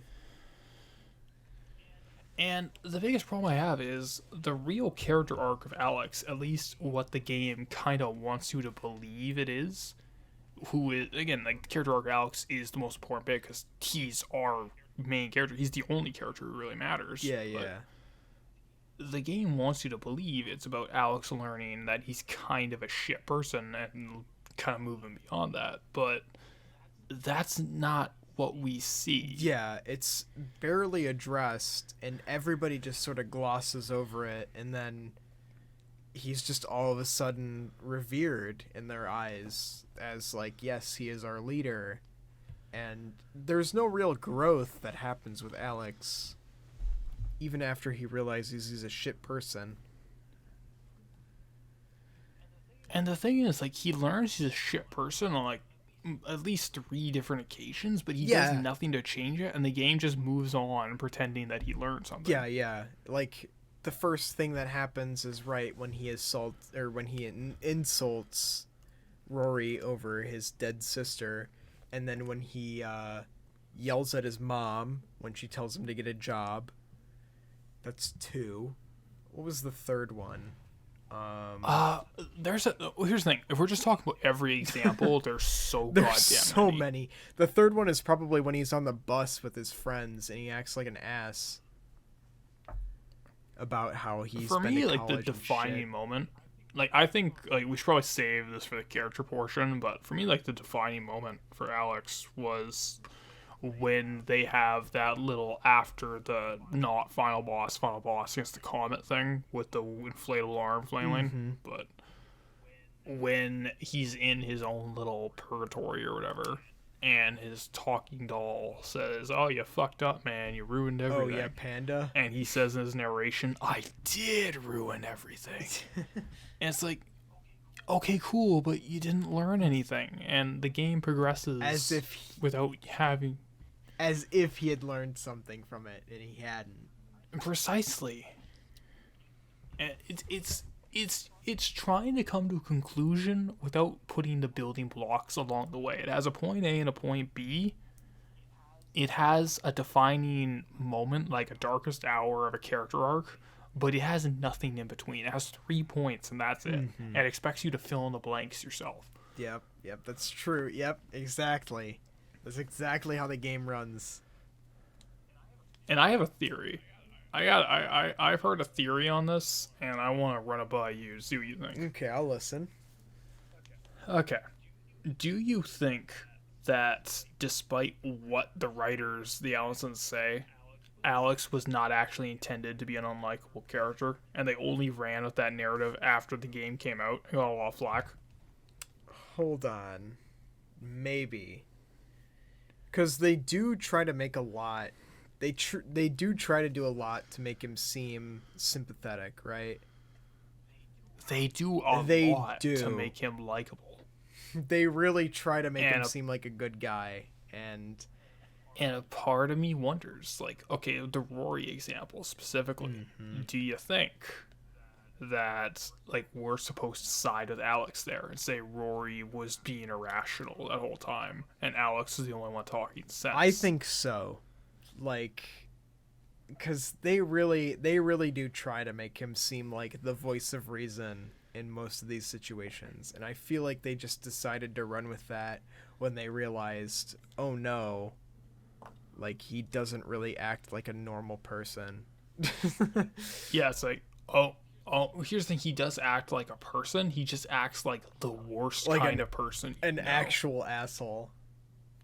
Like, I think we've all met a person like Alex, yeah. And it's like, and I think what happened is the writer realized too late after the game already launched and people start commenting on it is, oh, I wrote one of the single most insufferable, unlikable, irredeemable game protagonists of all time. Well, I wouldn't go that far, but he's definitely up there in terms of, like, people who are shitty. Okay, here's the thing. If we ignore the fourth wall stuff for a second, yeah, technically speaking, if you ignore those cutscenes where he, like, explains his emotions, like, he's actually an asshole. Like, he's actually the worst person. Well, here's the thing. He's actually responsible for the death of, like, multiple different timelines. Yep. If you judge by that rock. That is true. He definitely destroys other worlds. If we're including, like, alien life and stuff like that, assuming that's part of the universe, we are assuming, like, countless lives are destroyed because of Alex. He is fucking irredeemable. All kinds of parallel universes have been destroyed because of him. Literally because of him.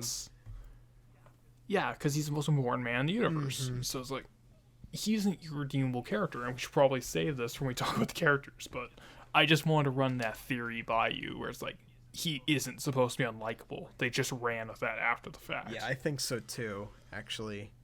I mean, well, okay, this is the only Alex that really gets any self-introspection, because we do meet other Alexes on the Alex comment, and they're all, like, assholes, just the same as Alex was.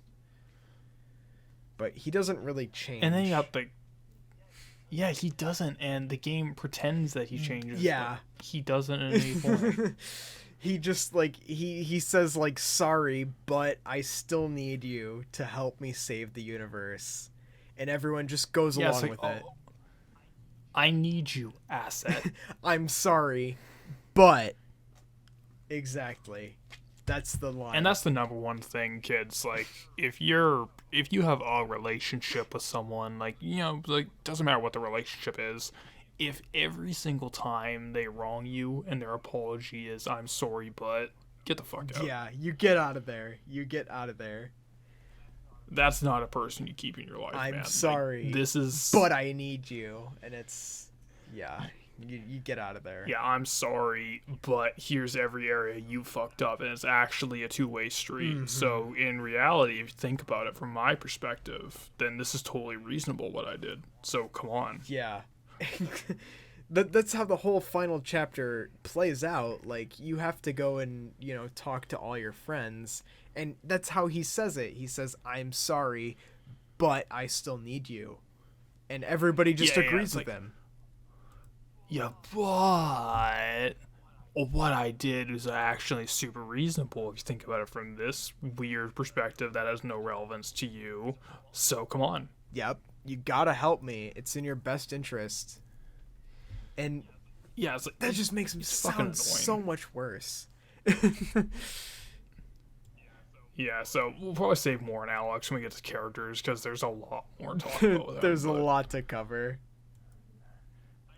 I think for me, like, one of the things that I notice is this game has zero sense of brevity, and it just talks on for hours and hours, what it feels like, without saying a single goddamn thing. They need to make sure you understand absolutely everything, right?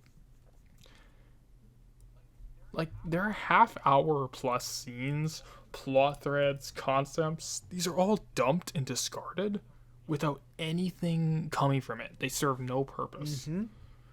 I bet you didn't even go to the university with Chandra in your party, right? I did. You did? You got that cutscene? I got the cutscene where Chandra's like, "Oh yeah, I'm actually a university graduate. Yeah, I got my master's. Degree like you, Alex." Right? Yeah, it's like, I want, like, isn't that important? Isn't that like her? I didn't get that during my stream, but I got it during my my playthrough. But yeah, that's a pretty fucking important detail, right? Like, you think that would make Chandra one of the most important characters of the party, just from a character interaction point of view, because, like, she is like Alex. She's a direct counterpart, where unlike Alex, who just kind of loafed around for like 5 years, going to parties and stuff, Chandra worked her ass off to get where she is. Yeah. And her reasoning is like, okay, why do you think it's okay to squander this chance like you have? Why do you think parties and shit is the only thing that matters? Exactly. And they never follow up on it. In fact, That's they a direct ignore challenge. everything about the whole cutscene. Yeah, like, that's a direct challenge to Alex's entire worldview. And they never do anything with it. It's like, why don't you make that mandatory? That gives Chandra character she otherwise wouldn't have, and may as well not have, because it doesn't serve a purpose. And that's the only characterization that she gets in the entire story. Other than that, she gets nothing. It's fucking asinine. She's the most underutilized character in the entire game. Yeah, like, yeah, she's basically useless. And another one I have. We talked about this before the stream. What about the ghost cassette? The ghost cassette? What about it? Who cares? That is a decently sized scene that apparently might have importance. Oh, wait, no. They give a lot of effort to the scene, and then nothing comes of it. Who cares? I honestly thought, like, okay, the scene after that, maybe Mark is the guy that she's talking about. He's not.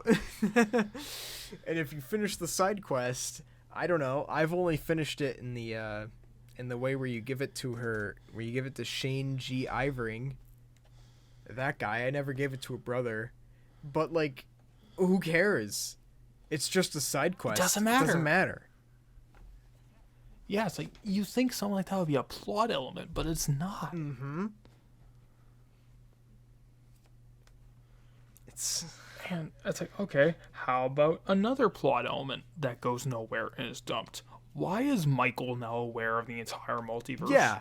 What about Michael? You know, he becomes Proto Michael, which means he understands everything about all of his parallel lives, but it doesn't give him any bonus in story cutscenes or in combat or in any other way at all. So what's the point? His in-combat model is the It's the same as exact every same. other time. He doesn't get any Why special didn't you abilities. just make him shirtless? Well, why didn't you just make him shirtless? Yeah, exactly. Why didn't you just give him a different model or give him some new ability that represents his newfound strength, his new inner strength that he gained from viewing all of his parallel lives at once? You get nothing. You get absolutely nothing. Actually, now that I think about it, there is one thing you get from Proto Michael. One There's thing. one single aspect, and that's when he calls the Essentia out on her lies, which goes nowhere. But that's also optional. You have to go through every, friend dialogue that you get, and there's like 5 or 6 of them. And that's only accessible during the final month, where you're supposed to grind for a month to fight the 3 bosses that you can't win. Exactly. So I don't blame anyone for missing it. But that's the only thing he gets out of his transformation. And it doesn't really serve a purpose, because the worst part of that is it just kind of happens, and it's dropped, and you let your imagination go wild, because the game never actually acknowledges it outside of Proto Alex at the very end saying, she's always lying, she's full of shit. Mm-hmm. Exactly. And here's the thing, if she's lying and she's full of shit, we'll talk about this more in the Essentia section, how do I trust most of the information in this game? Because most of it comes straight from her, right? She's the second most important character in the game. Yeah, aside from, Vella? Vella's the... Alex. Oh, Alex? Okay. I think she's more important than Vella, Because honestly. I was thinking that Vella is the only other person that gives you any kind of information at all, right? Yeah, like Vella, Essentia, and Alex are the most important characters, but I think Essentia is a little more vital to the plot because, well, one, she's the main antagonist, and on top of that, like, she tells you straight up, this is how the multiverse works. That's true, yeah. But the thing is... But that's a lie. The Essentia lies to you all the time, so what exactly can you trust from her, right? And if that was intentional, well, the problem is the game explains so much and is so long-winded that it just makes you wonder, why didn't you explain this? Exactly. If I can't trust this one person who's telling me literally everything, then what can I really believe that this game is telling me? And another minor one before we get into the individual characters. Remember Chandra and Claudio's missing brother? Yeah. I don't remember his name, if he even had one, if they even told us. Well, the thing is, someone pointed this out, if you look at the missing persons poster in Claudio's shop, you will see a character model that looks exactly like the little black kid version of Alex that you see at the very end on the rock. Uh-huh. So my question is, what? Like, what is the possible implications of any of that? Yeah, because it's like, okay, so Chandra and Claudio, well, Chandra has to be older than, Alex, right? Because 2 souls can't share the same space at the same time, right? And if Chandra is twin brothers with the, is twins with the boy who vanished, she has to be older than Alex, right? Yeah. So it's like, what does that even mean? And the question I have is, okay, how did the Essentia get this kid then? Yeah, that's some good information. And why? And why? Okay, yeah. What's Like, the that purpose? doesn't serve a purpose to her plot. The kid was what, 4 to 6 years old when he vanished? It was a very young kid. Very young. And he vanished at that young age. So, what's the point, right? Why would he be taken from the timeline if the Alexes are only known to destroy? Why wouldn't she take everyone at that young age, or, at any time before they realized their powers? Why does this? There's so many questions about Essentia. We'll get there. Do you have any other loose notes on the plot before we get into specifics with the characters? I feel like we've covered enough. There's who the fuck is Sammy is what I want to know. How does Sammy's she relate not to even a this? character. Yeah, because she's been sucked from other timelines to attract Alexes, right? And are all Alexes attracted to all Sammys? Is that the point here? But I don't know, right? And what is it? All Alexes are attracted to all Vellas, but Vella is not the same as Essentia, as we found out, because Essentia is the same as Alex. What's the point there, right? Yeah, it's well, how is Essentia the same as Alex if Essentia has her own mind dungeon where it's the only connection to Alex is repeatedly murdering him? Yeah, what's the point, right? It's very confusing.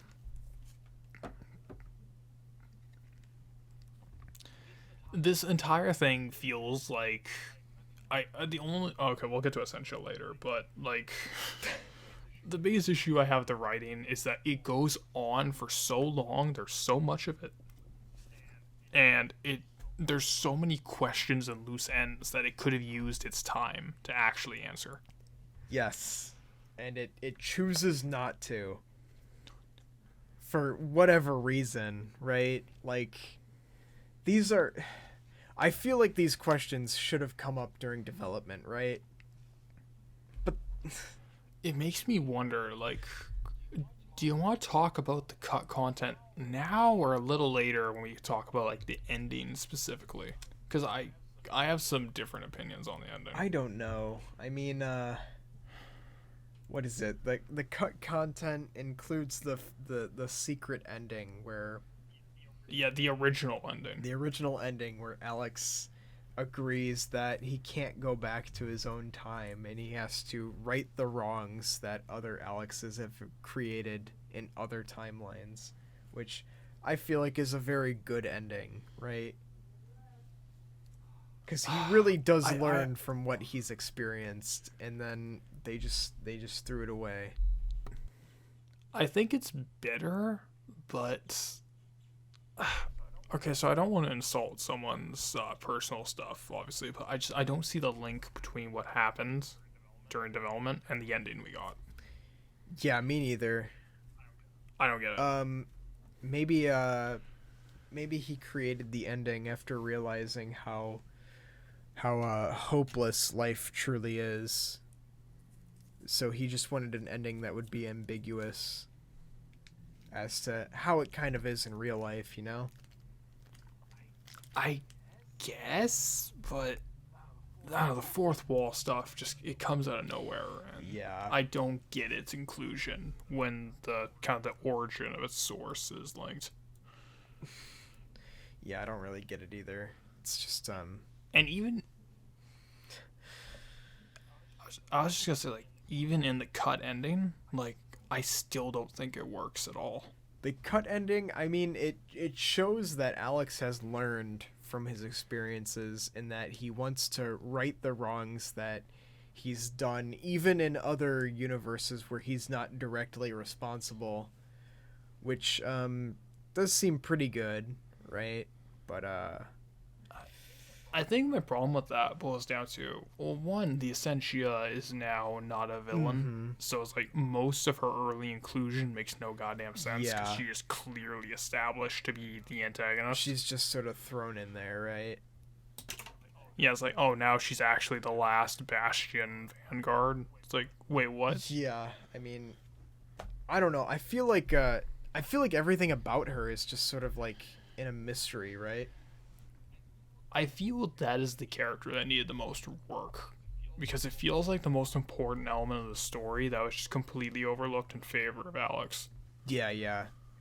I feel the same way, because it's like no matter what you go for, she's either going to be like kind of interesting or like completely unknown, right?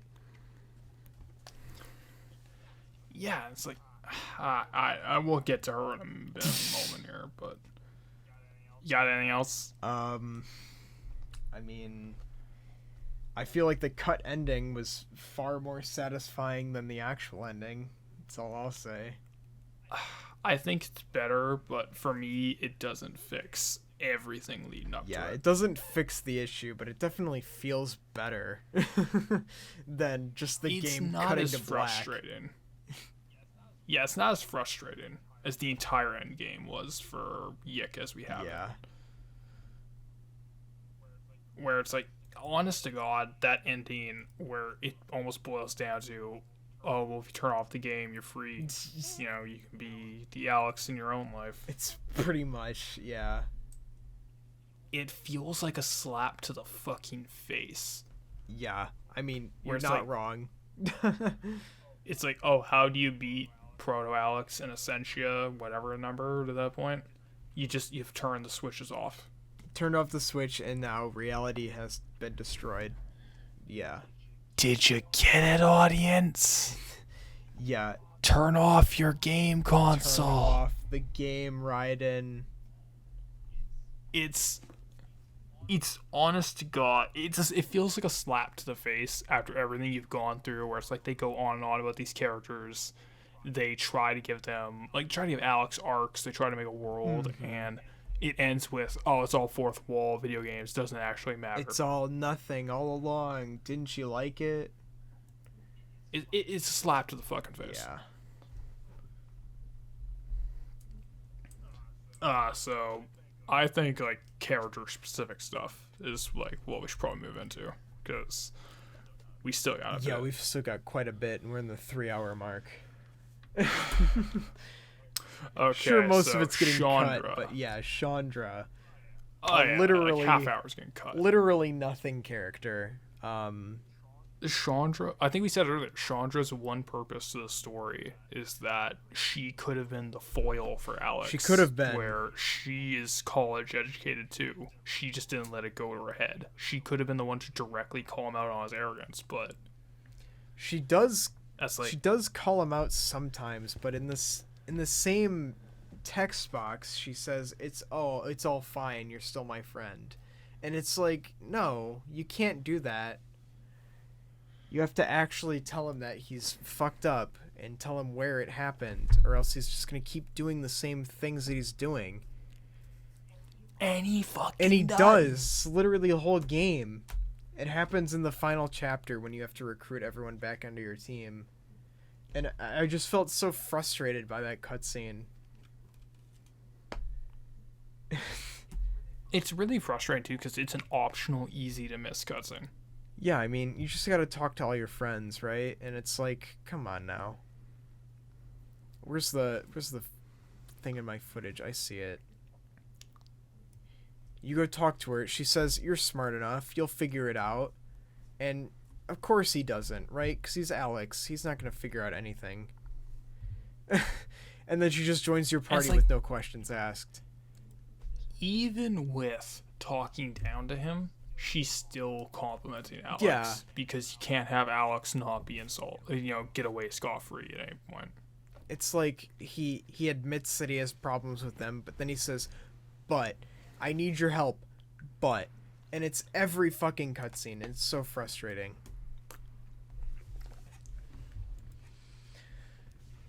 It's too much. She's the one that baffles me the most, because like she could have been the most character relevant character if they the most relevant character to Alex's development if they want to commit to the story of a shitty person learns to actually better themselves. Yeah, and that's why I agree with you with the whole, like, he was supposed to be a shitty person all along, idea that you said that they must have thought up immediately, because like she just excuses all of his bad behavior, right?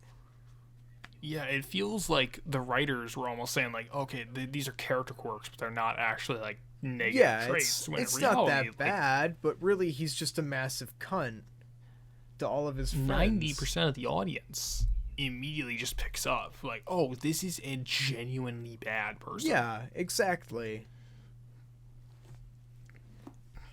And they just kind of like start to look, kind of like shuffle their eyes back and forth and chuckle into themselves like, yeah, that was Yeah, was he the point. was a bad guy all along. That's the point of the character, right? Haha, we've all been awful people like this, right? And it's like, well, not me. It's like, I get it. It's like, you know, everyone had like a shitty teenage angst phase, but it's like, this is like, what is it, like a 20-something-year-old man? He's supposed to be 25, 24 years old. And it's like, at this Holy point, hell. you're supposed to grow out of it, right? Like, I'm 24. I always, like, come on now. I don't treat anybody with any outright disrespect. Even if I don't like them. You can confidently right? Yeah. say, you're not Alex. I mean, I work at a place full of criminals, right? I don't treat them full of shit. Even when I know, when I know that they're bullshitting me, even when I know they're trying to play a trick on me, like I still treat them with respect and dignity. Yeah, it's like Alex does this to the people that he calls friends. Yeah, and it's very frustrating when the game says that this is supposed to be me.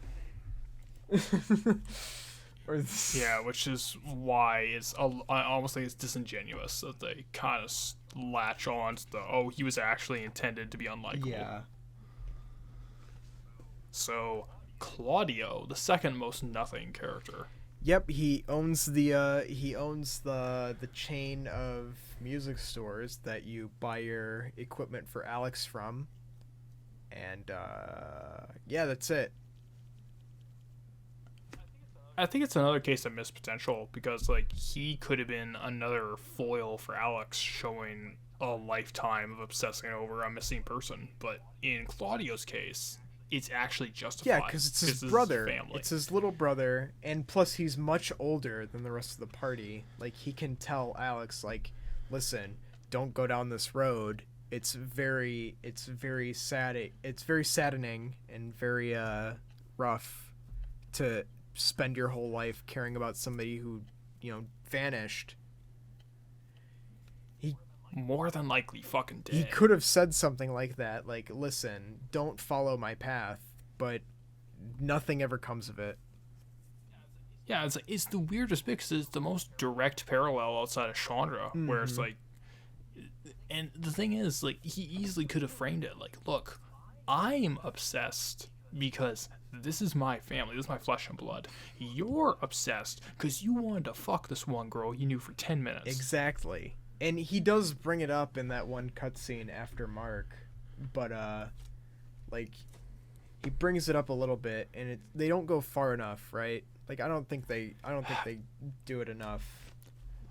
He brings it up in that cutscene where I feel like the writers wanted to make a statement, but yeah. I don't think they were qualified, and I don't know if we should get into it because it's really fucking heated.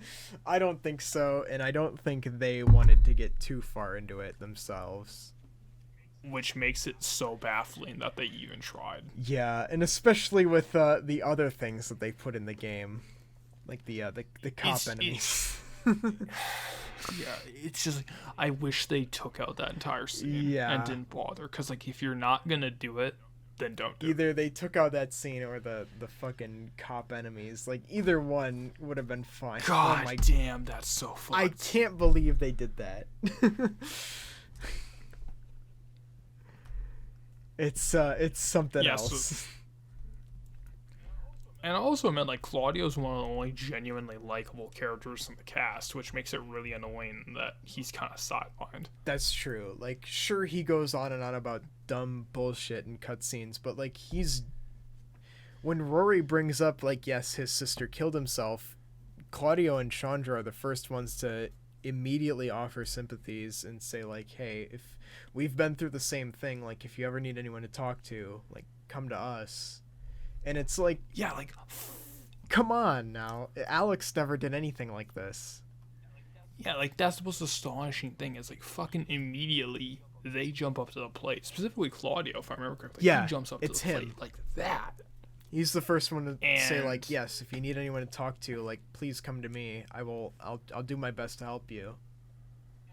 And it's like Alex insults him, Mhm. Michael does nothing, and Vella is just like, "Oh, so silly boy." So She's not even in that sorry." cutscene.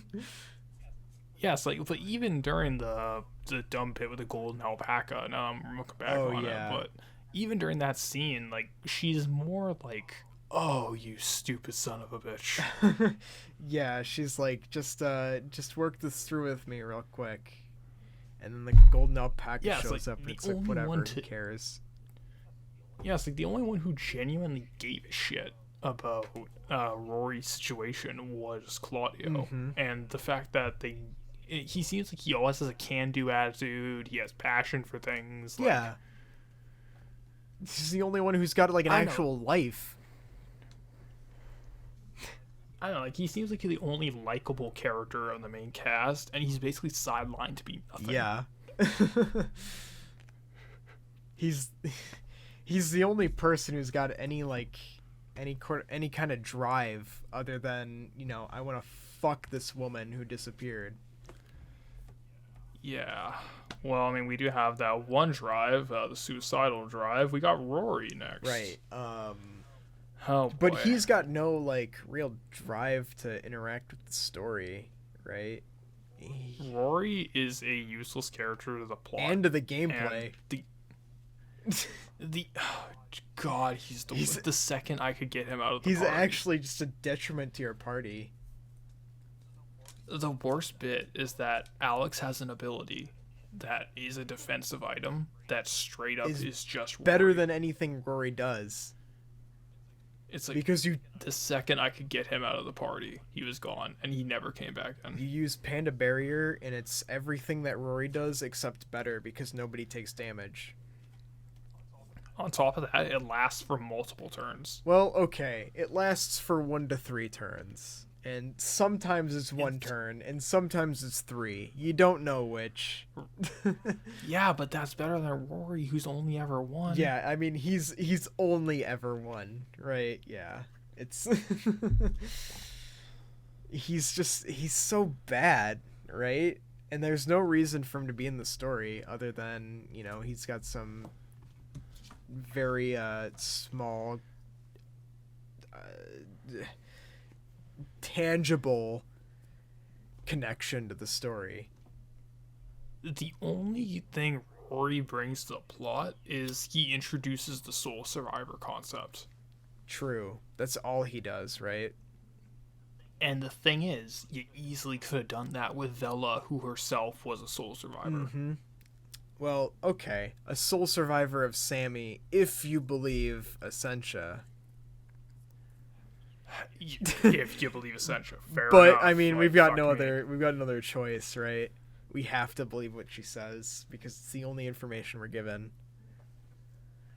Yeah, so it's like, it's fair enough. Like, fuck me. Yeah. Fuck. We'll get to those two towards the end, but goddamn. I don't know, like, and then we get to the Rory suicide, which is his only other contribution to the plot. Yep. If you don't interact with him, and if you choose not to talk to him, or if you choose not to apologize to him, he dies.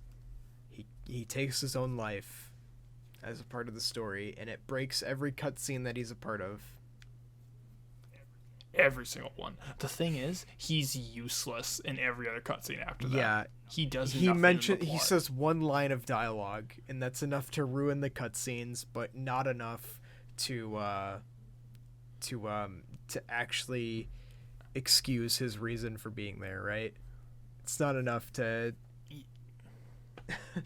it's not enough for him to actually be there. It's just embarrassing, honestly. And it's like, I think the way the suicide is handled is honestly just it's the kind of thing where it's like, I think they do it poorly in the sense that I've seen a lot of games do it poorly recently, where they put so much weight on it and then it's just kind of forgotten about instantly afterwards.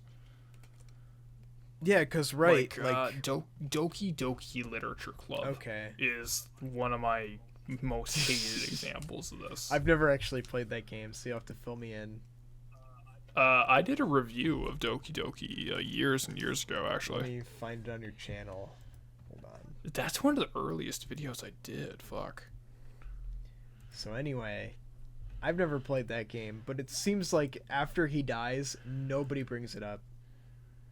No one brings it up Shit. except for Alex in that cutscene after, Yep. who immediately makes it about him. Yep. That's exactly what I brought up. Yep. I definitely, because he even says it's about how I feel when my friend died, right? Yeah, it's like, oh no, how will I ever move on? What could I have done to stop this? It's Yep.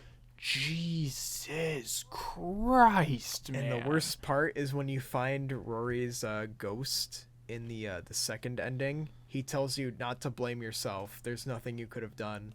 When literally the game proves to you that there's something you could have done to stop him from doing that. It's honestly, it kind of reminds me of a really poorly executed version of how Silent Hill 2 handled its endings, where it's like different in-game actions would determine your ending.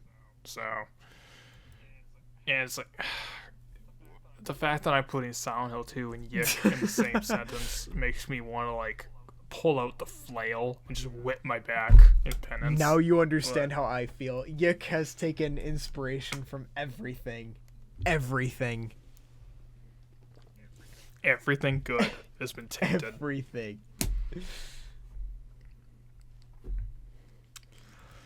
So that's really the problem with Rory, is that his only purpose really in the story is to probably kill himself. That's the only real impact he has. And outside of that, he's just a nothing character who's only there to provide the soul survivor moment, which is immediately ruined tonally in probably the worst scene in the game, which describes a lot of the writing problems. Whoa. The golden alpaca. Whoa. You don't like the golden alpaca when he screams lemonade? Didn't you laugh? Didn't you laugh so hard when he said lemonade? I thought that was so funny. No. When a golden alpaca in his boss fight, who can get super jacked if you don't kill him fast enough, goes lemonade against every attack, it's no. What do you mean? It's funny. It's so quirky and different. I mean, and it's like, just a moment before, we were having a long conversation about a man who is like, a man in denial about a family member killing herself, and just desperate to be like, no, this is her. She's alive. It's fine. Everything's fine. And people attempting to console him while our main character is in the back screaming, what the hell is going on? Explain it to me. And then interrupting all that, golden alpaca. Dude, lemonade. Lamau. Lemonade, bro. Come on, you didn't like the lemonade? Come on. I don't know what the purpose that whole scene was, other than to ruin I don't know what the tension that we had growing. Why didn't you just fight the soul survivor? It would have been better, but come on. Like, put the alternate Rory to rest. Yeah. There you go. Put him to rest, since he can't. He's denying that his sister killed herself. We put him to rest, and it makes Rory realize, like, oh, if he doesn't settle this with his own self, like, he's gonna end up just like that person, that soul survivor that came here, right? That would have been way better. Yeah. But no, we get lemonade. And it's almost as if that could have been the crux of his entire fucking arc about whether or not he wanted to kill himself. Yeah, exactly. But we get lemonade instead. Fucking quirky. but dude, lemonade, Lamau. Honestly, in terms of I ranked the characters we're talking about from like least to most important, and I had these two like swap them out. I couldn't decide, so I just kind of just flipped a coin on it. But next is Michael. Oh yeah, Michael's your best friend. He's been friends with Alex since before the story even began, but Alex introduces him as a person who's good for a laugh, sometimes. Okay, you want to make me immediately dislike your protagonist. There you Yeah, go. exactly. You did it. Congratulations. Like here's a guy who's genuinely excited to hang out with you and you're like, "Oh, he's good for a laugh." What a fucking loser. You easily could have just said, "Oh, hey, look, it's my friend Michael." Or maybe like I think he's kind of weird sometimes, but we've got a genuine friendship. Yeah, like anything else except he's a toy that amuses me occasionally. He's a total loser. I laugh at him sometimes. That's pretty much what we get in the game. Yeah, like, aren't I great? Aren't I the great Alex? So amazing. It's like that. But you forget, Rick. You forget the most important detail. He's not Alex's childhood friend. Is he not? Well, okay. Remember? So there's a lot of like hold on now. So there's a lot of stuff about on Onisum about Michael's past. But it's like it's so confusing. I don't know what's real and what isn't. Well, I'm specifically referring to the cutscene where Panda goes on, and we'll probably talk about Panda later. Panda is truly Alex's childhood friend. Yeah, and Panda's talking about how, like, oh, Michael moved away when you were very young, don't you remember? Oh, that's the wacky cutscenes where you're answering the phone, right? Yeah, it's like just before the end game. That's right. And then you see on Onisum that it's like, oh no, it's Alex that moved in, right? Michael never moved out at all. And I'm sure that's supposed to play into like the alternate reality aspect of it, but it's like it's so odd and confusing. And it just makes me wonder, like, if that's the case, why should I care about this Alex and this Michael? Yeah, because if we're like experiencing all these different stories of Michael and Alex like intertwining, and we're seeing like different Alexes and different Michaels, like what's the point? Why should we care about our Alex and our Michael? And on top of that, why didn't Proto Michael in this timeline immediately spill the beans? Because he knows all this, but he chose not to talk about it. That's a good point too. Instead, Proto Michael just decides to call out Essentia, and that's it. That's the extent of his transformation. That's all he does. Yeah, and that isn't there that one Christmas cutscene where he's just sitting there, just screaming about how this is not real, this is wrong. Let me find that, because I do remember that cutscene, but he definitely mentions that Essentia's lying in the final friend. No, I remember that one specifically because like that's the one where I actually, against my better judgment, got interested in what was happening. Being like, oh, intrigue in the party. There's something going on here, but yeah, he also does freak out during the Christmas cutscene. I don't remember that one so much. Let me. It's nothing. It's just him saying like, "Isn't this wrong? Isn't this weird?" And it's like, yeah, one day we were cotton, and today we're made out of metal, is what he says. Things are so different. It's like, okay, here's my question boils down to: if this guy can see all realities at once, why doesn't he just fucking do something about it? Yeah, exactly, and we'll never have an answer. On top of that, how? Because, dude, he went into his mind dungeon while you were in Essentia's mind dungeon, right? But how did Alex get in? Alex goes in his mind dungeon all the time. And Essentia told him not to go into the doors because those are his other lives and he's not ready for them yet. Michael did it for some reason. I don't know why.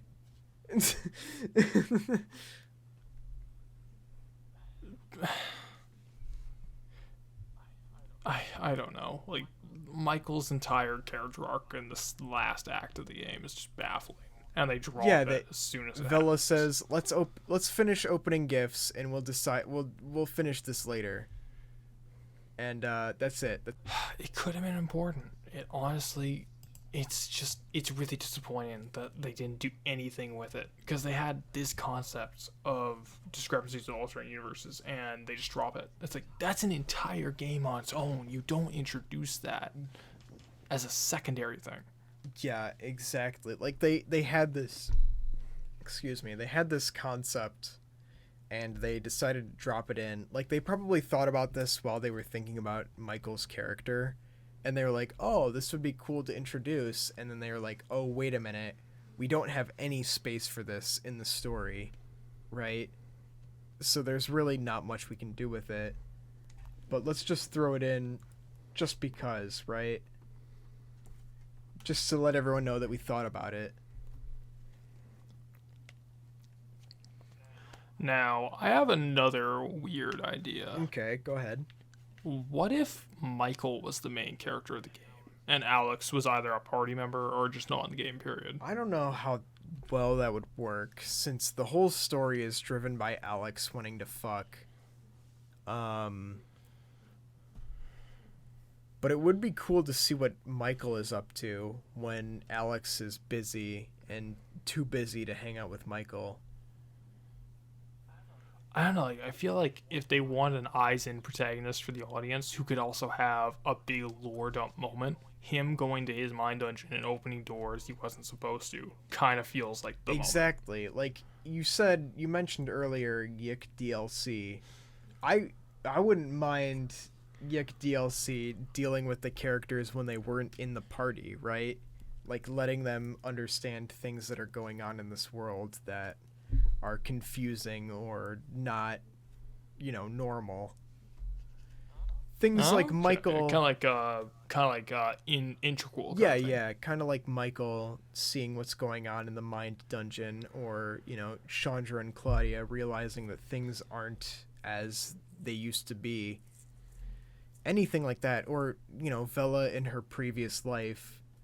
Anything like that would be more interesting than whatever Alex is doing. Well, I think it's about time we start talking about specifically Vella then, because I think Vella in her previous life, how she got to this reality, is a more interesting story in its own right. Yeah, that part's kind of weird to me. Like, she says that souls cannot exist in the same reality at the same time, yet she completely accepts that Essentia 2000 shares a soul with her, right? She's the one person who, like, shouldn't be able to be tricked by Essentia, because she knows the ins and outs of the soul space and the other realities, and yet she's the first person to be tricked. She immediately buys it. And I think the most baffling bit is, like, Vella as a character stops having any importance to the story after her mind dungeon section. Yeah, exactly. Alex talks to her on the swing sets, and then that's it. Like, you think after that she'd be the most important character. Nope. It's it all goes to her her shared soul, the Essentia 2000.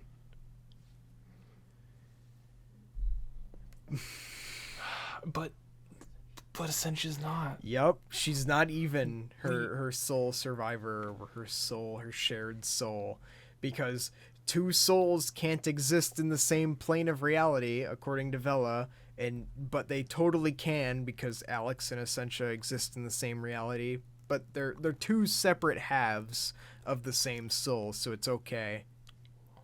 But wait, hold up. Does that mean that Essentia is not Alex? Well, she's a half of his soul, and he's the other half. So they both together make up a complete entity. Yeah, but Proto Alex is like, she's full of shit. Don't listen to a word she says. Well, I mean, they're both technically not the same person. They're both two halves of the same soul. Is what I gathered from the game, by the way. I don't know, like, just, I think the idea making the Essentia a part of Alex was just one of those baffling plot decisions because it just kind of flies in the face of everything we'd learned up to that point. Well, it wasn't in the cut ending, right? It was in the not. cut ending, they were two separate entities. And personally, like, even in the version we have, I would have had that. And we'll get to the rewriting section for kind of the idea I had. But I don't know, like, I think Vella is one of the most disappointing characters because, like, one, I think she's one of the better voice acted characters. So. Yeah, that's true. She definitely puts in a lot of effort. Like, I think specifically the scene where she's talking to Alex after Rory kills himself, and she's just fucking deadpan the whole time. Like, she's not blaming Alex, but you can definitely hear the accusation. That is true. Yeah, like that's definitely done pretty well. strong. And I think that's what makes it so disappointing. Is like she's probably the most interesting character of the main party. Honestly, like, she has the pretty decent backstory about actually fucking her whole life up and then accidentally discovering soul space and getting this knowledge. Yep. And now she's forced into this new world where from the ground up, it's like, oh, I don't have a SIN number. I don't have an ID. I have fucking nothing. And I gotta somehow make a living for myself. Yeah. And she does. Yes. And you know, nobody explains this. Nobody even comprehends it. But like, the effort that she's made to create this new life for herself is far greater than anybody in the party has ever like done for anything. Yeah, it's like, imagine, that to me makes Alex an even more frustrating character. Where it's like, imagine the baggage this woman's got to carry day in, day out. Yeah, exactly. And then, this trust fund brat comes up to her and says, you won't even be missed at your job anyway. Yeah, exactly. Like, oh, I'll pay you the difference that you'd make. Come on, just come with me. You have to come with me. And then he tries to guilt her into it by saying, like, oh, everybody makes fun of me. I'm a piece of shit. Yeah, exactly. Okay, which is the most... We'll talk about that with Alex, but holy fuck, that was disgusting to watch. Dude, fuck this guy. Actually.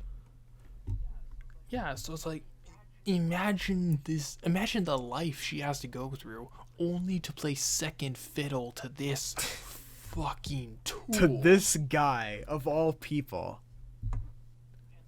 And it's like, he's the main character of the universe. He's the most important man who ever lived. He's her love interest now. It's like, holy In all fuck, universes, this man is your love interest. He is your soulmate. You have no one to go to but this man. Like, come on now.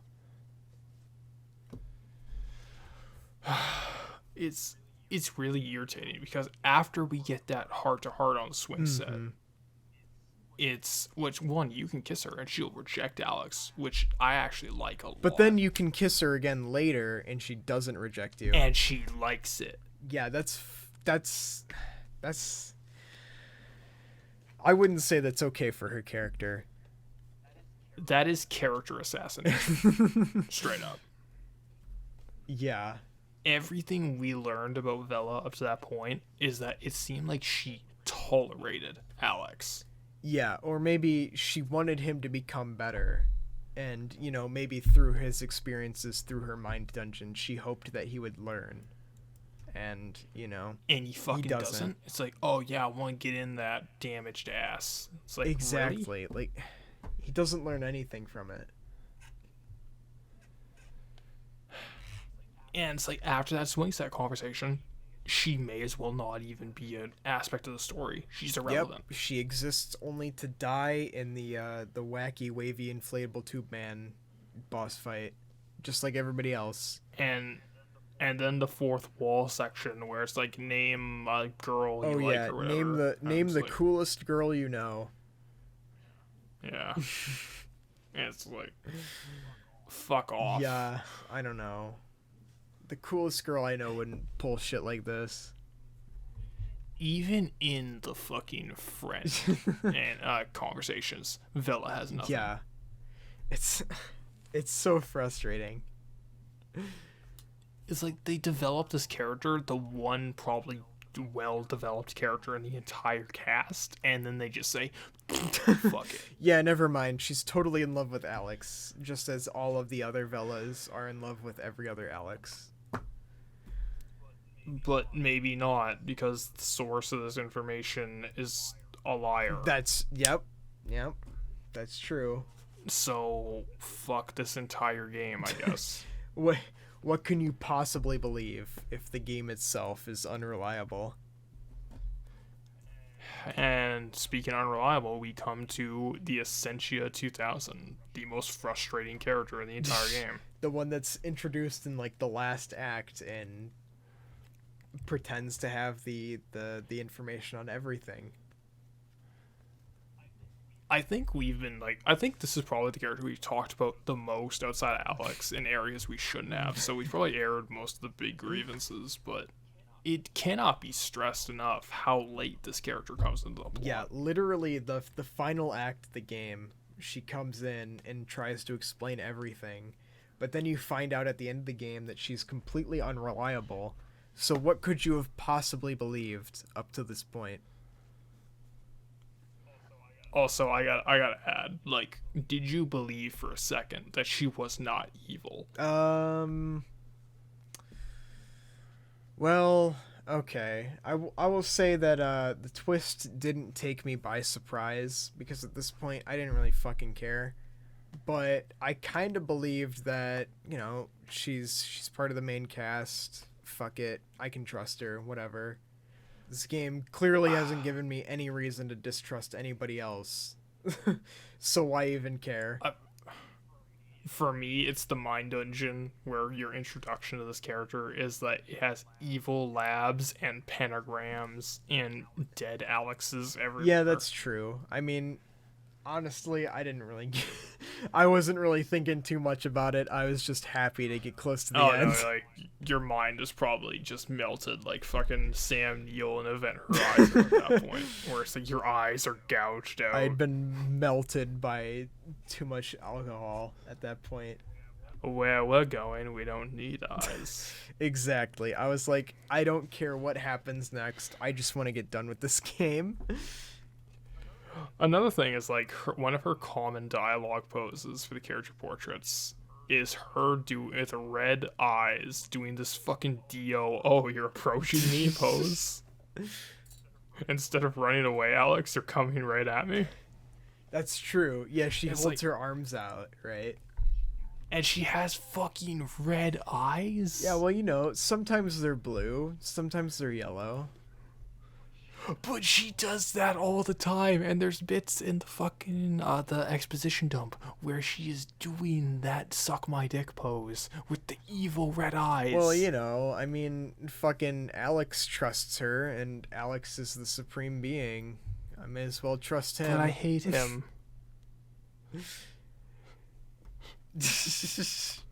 She's even doing it in the fucking him. the fucking ending where they're all like crayon drawings.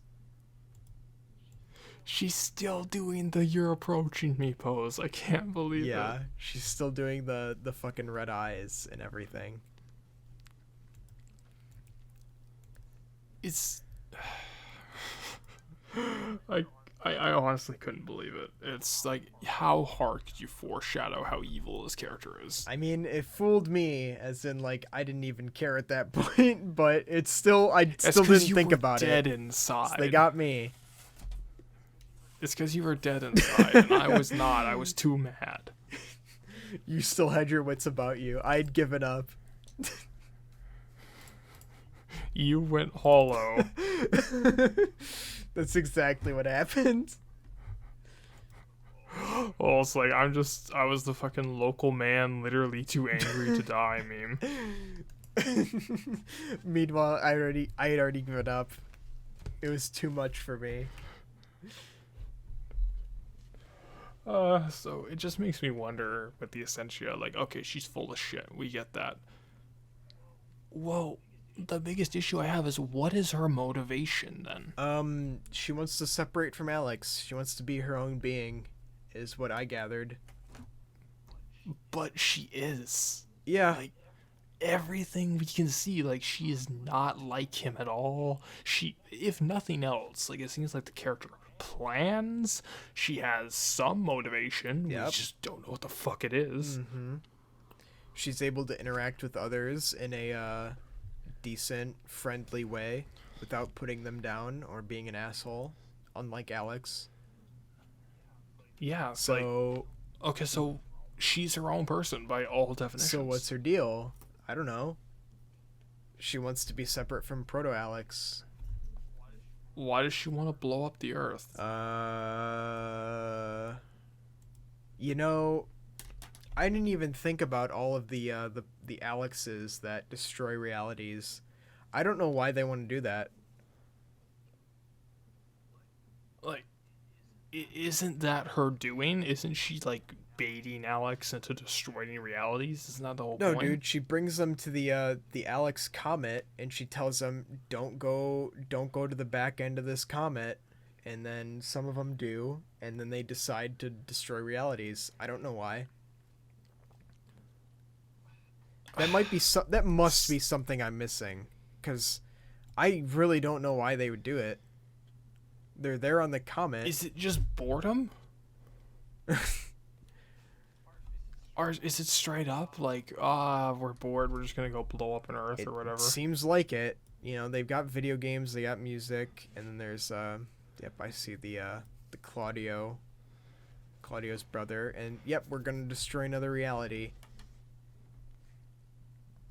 Are you coming? Yep, Okay. That's it. Yeah, that's it. They just want to destroy realities because they're bored. And it's like, okay, essentially, why would you give them the ability to? Yeah, why would you bring them together where they're stronger, right?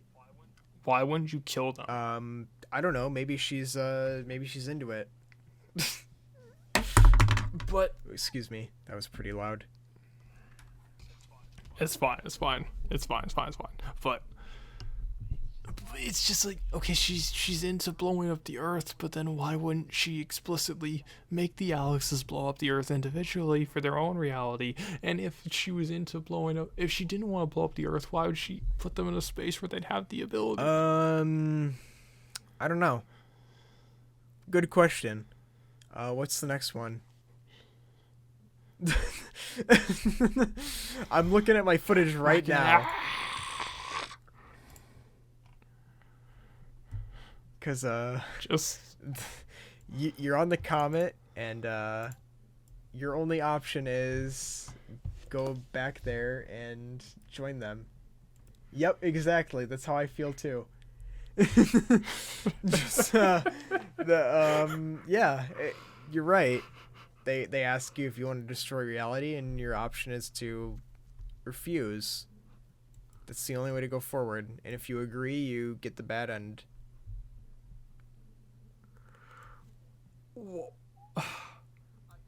I could ask why, but at that point, like, we've talked about everything the Essentia is that it's arguably the most important aspect of the plot, and it's not explained. It's not explained, and any explanation they could have given would not be satisfactory. Yeah, because you're literally supposed to tell them that, no, I don't want to destroy reality, and then they go and do it anyway, but you're not a part of it. And that's how you progress the plot.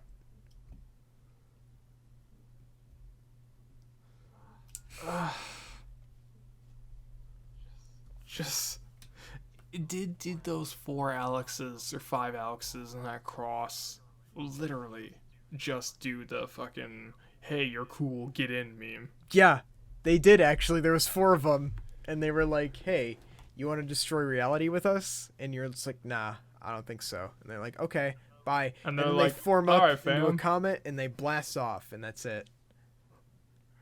And that's how you progress the story. Alex follows the meteorite for ages, watching it destroy reality after another. Wait. Okay, so now I'm remembering that text sequence. Yeah. Okay.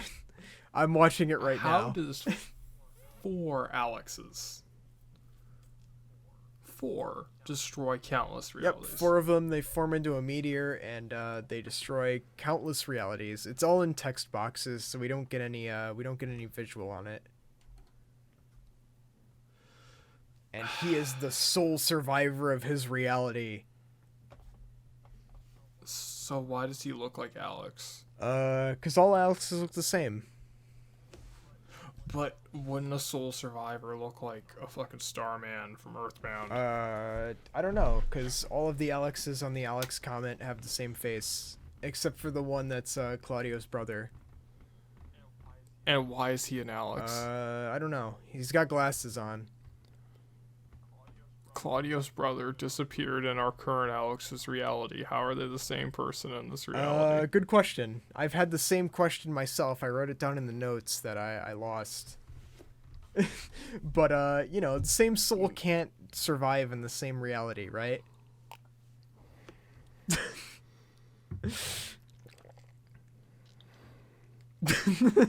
I had that same question. Alex would have had to at least been a sperm in his dad's ball sack at that point. Well, okay, we don't know how old Chandra is, but Claudio is definitely in his early 30s, is what we get to know about him. But Fair. Chandra needs to be much older than Alex at this point. She needs to be at least 29 at the very least. Yeah. In order for that to make Like, any fuck. sense. Which I don't think there's any implication of that, because she looks like she's like slightly older than him at worst, because based on how she dresses and everything. But didn't you see that cutscene? She has her master's. Come on. She's got her master's in psychology. Come on, dude. Didn't you see that one? Didn't you see the optional cutscene, which is never brought up ever again and only serves Alex's purpose as a character, but then nothing happens And with you it? have to go out of your way to see it? Come on. Imagine if you by accident selected the ball first and just skipped it. Well, this is the finding the van thing, and yeah, if you picked them all, you would have missed everything. For some reason, I Imagine. thought that you had to go to the bowling alley first. I don't know why, but you don't have to go to the bowling alley. But yeah, if you picked them all first, you would have never seen anything. You would have never known anything. Yeah, so it's like Chandra would be a literally useless character. And that's how she's treated throughout the whole game. She's got so much to offer, but you know, who cares about that? So do you want to talk about the big one? The big one, Alex himself. Yeah. Let me go to the bathroom and get some water first. We gotta take a break. I gotta take a break for this one. It's gonna be big. This is the boy. This, Back in second or two. this is the one. All right, let me mute this. A few moments later. Yeah, so that's rant about random shit. Getting back on topic with Alex. Did you want to talk? Are you ready about Alex? Oh man, he's the exact person we've been talking about this whole time. Behind the scenes, we were talking about psychopaths and people who refuse to ever better themselves, and what? Oh, excuse my little mouse there, but what better person to embody that than fucking Alex? Alex? Yes, he. Okay, so like the whole game, he has these internal monologues about how he's being an asshole and he could be better than this, but he never does, right? he never actually does it in game. He just has these inner thoughts about, oh, I'm being a shithead. Maybe I could be a better person. But we don't get to see that happen in game. I think the most absurd thing about that internal dialogue is that that version of Alex is a different character than the one we see on screen. Yeah, he's just straight up Like, different.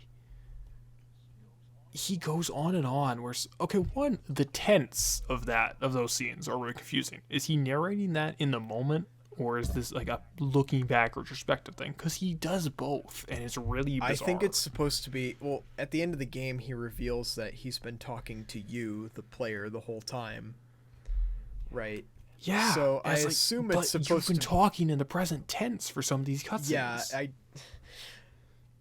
I don't really get it. Like, sometimes he's addressing you, the player, and then sometimes he's just talking like he's in the moment. So it really doesn't make a whole lot of sense. But and it also makes the character more unlikable because, like, okay, in the present moment, he is lying to me, the player, directly. Yeah. He's lying. He's being a shithead.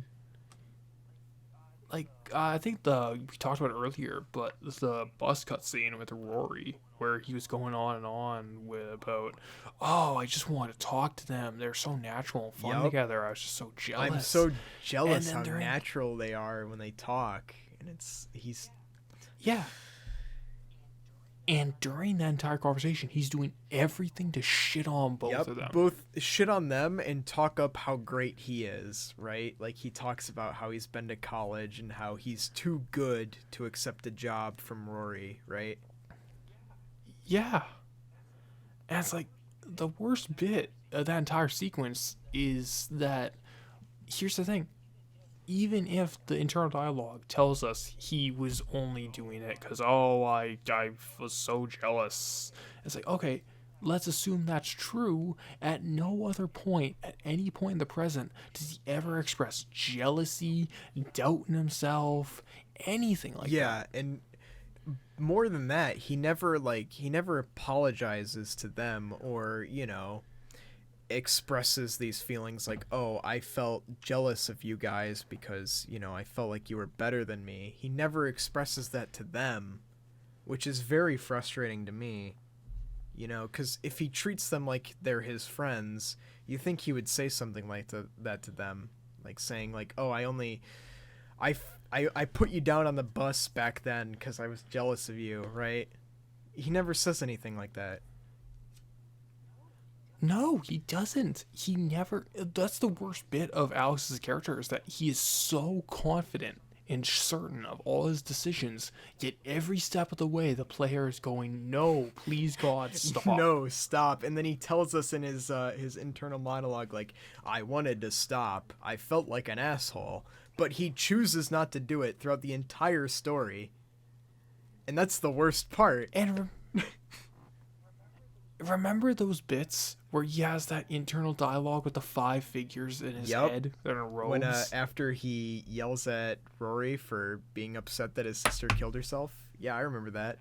Yeah, and the bit with his mom, I believe. Oh, yeah. That's the part where his mom says, oh, you should get a job, and then he, like, fucking loses his shit and yells at her.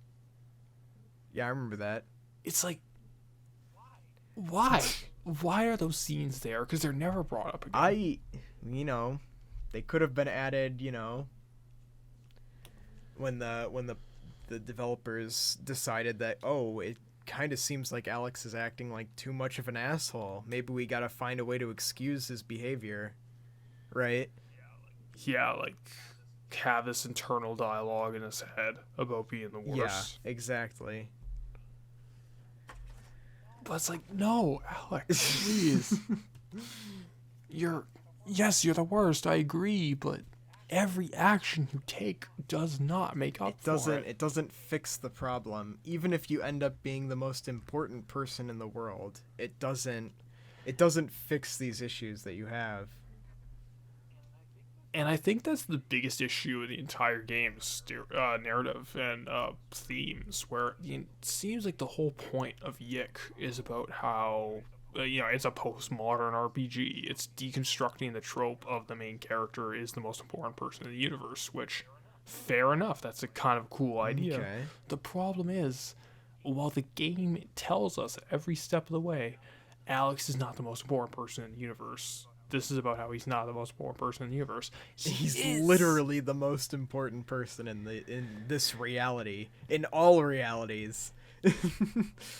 In all realities, in all time periods, Alex is the most Literally. important. He is the alpha and the The omega. most important person. He decides whether reality exists or gets destroyed. It's just him. Yeah, it's like, if we believe that the Essentia is a part of Alex, that means Alex, and Alex are all deciding if the universe ends, and then Alex defers to Alex if there's anything worth saving. Yep. And Alex decides there isn't, and so Alex destroys the universe. Or that reality, I should say. Yeah, it's like, oh, player, you are Alex now. It's like, fuck you. Fuck you.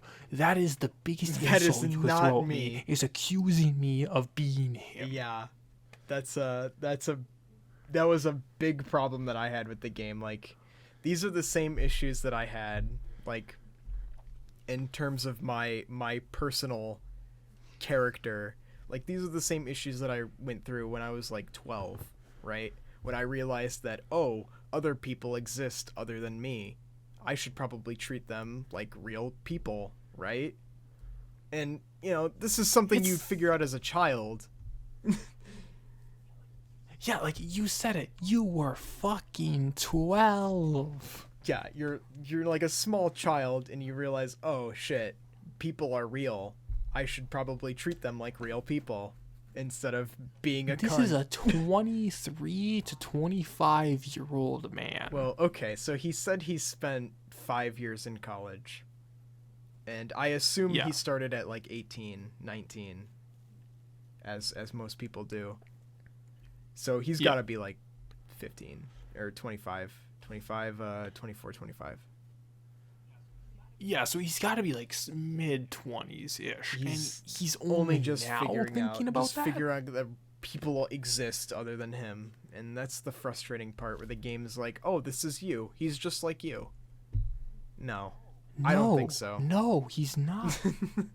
I don't think so, buddy. And it's like, and I think the one thing that's kind of interesting about YIIK as a product is I don't think anyone has defended Alex as a character at all, and that's kind of interesting. Where it's like, even the people who enjoy the game, as you mentioned earlier, were saying, "Wow, this is kind of a mirror of how shitty of a person I am." Yeah, but they don't defend his behavior. They just realize, oh, I'm an asshole too. And they realize, Yeah, it's like, I gotta fix this problem. everyone who's played this game seemingly comes away from it looking at it saying, oh, this is a terrible person, which, just based on the in-game delivery, makes me wonder if that's a retroactive thing they came up with. Well, I don't know. If that was the point of their game, to get people to think of how shitty they were, then I suppose it's a good message they could spread, right? Like, teaching people that, you know, they're kind of assholes and, you know, they should be better people. It's probably a good message to spread. It's a good message. It's just a part of me wonders if just a part of me wonders how intentional that is. And okay, let's say it is intentional, Okay. and their message was, okay, we intentionally want to make Alex a shitty person. The problem is they do too good of a job, because when it comes to the redemption arc, there's nothing to redeem with this character. Yeah, he doesn't even get one anyway. Like, he doesn't, but the game acts like he had like one. all of his friends forgive him for what he'd done when he didn't even apologize, and he didn't even change.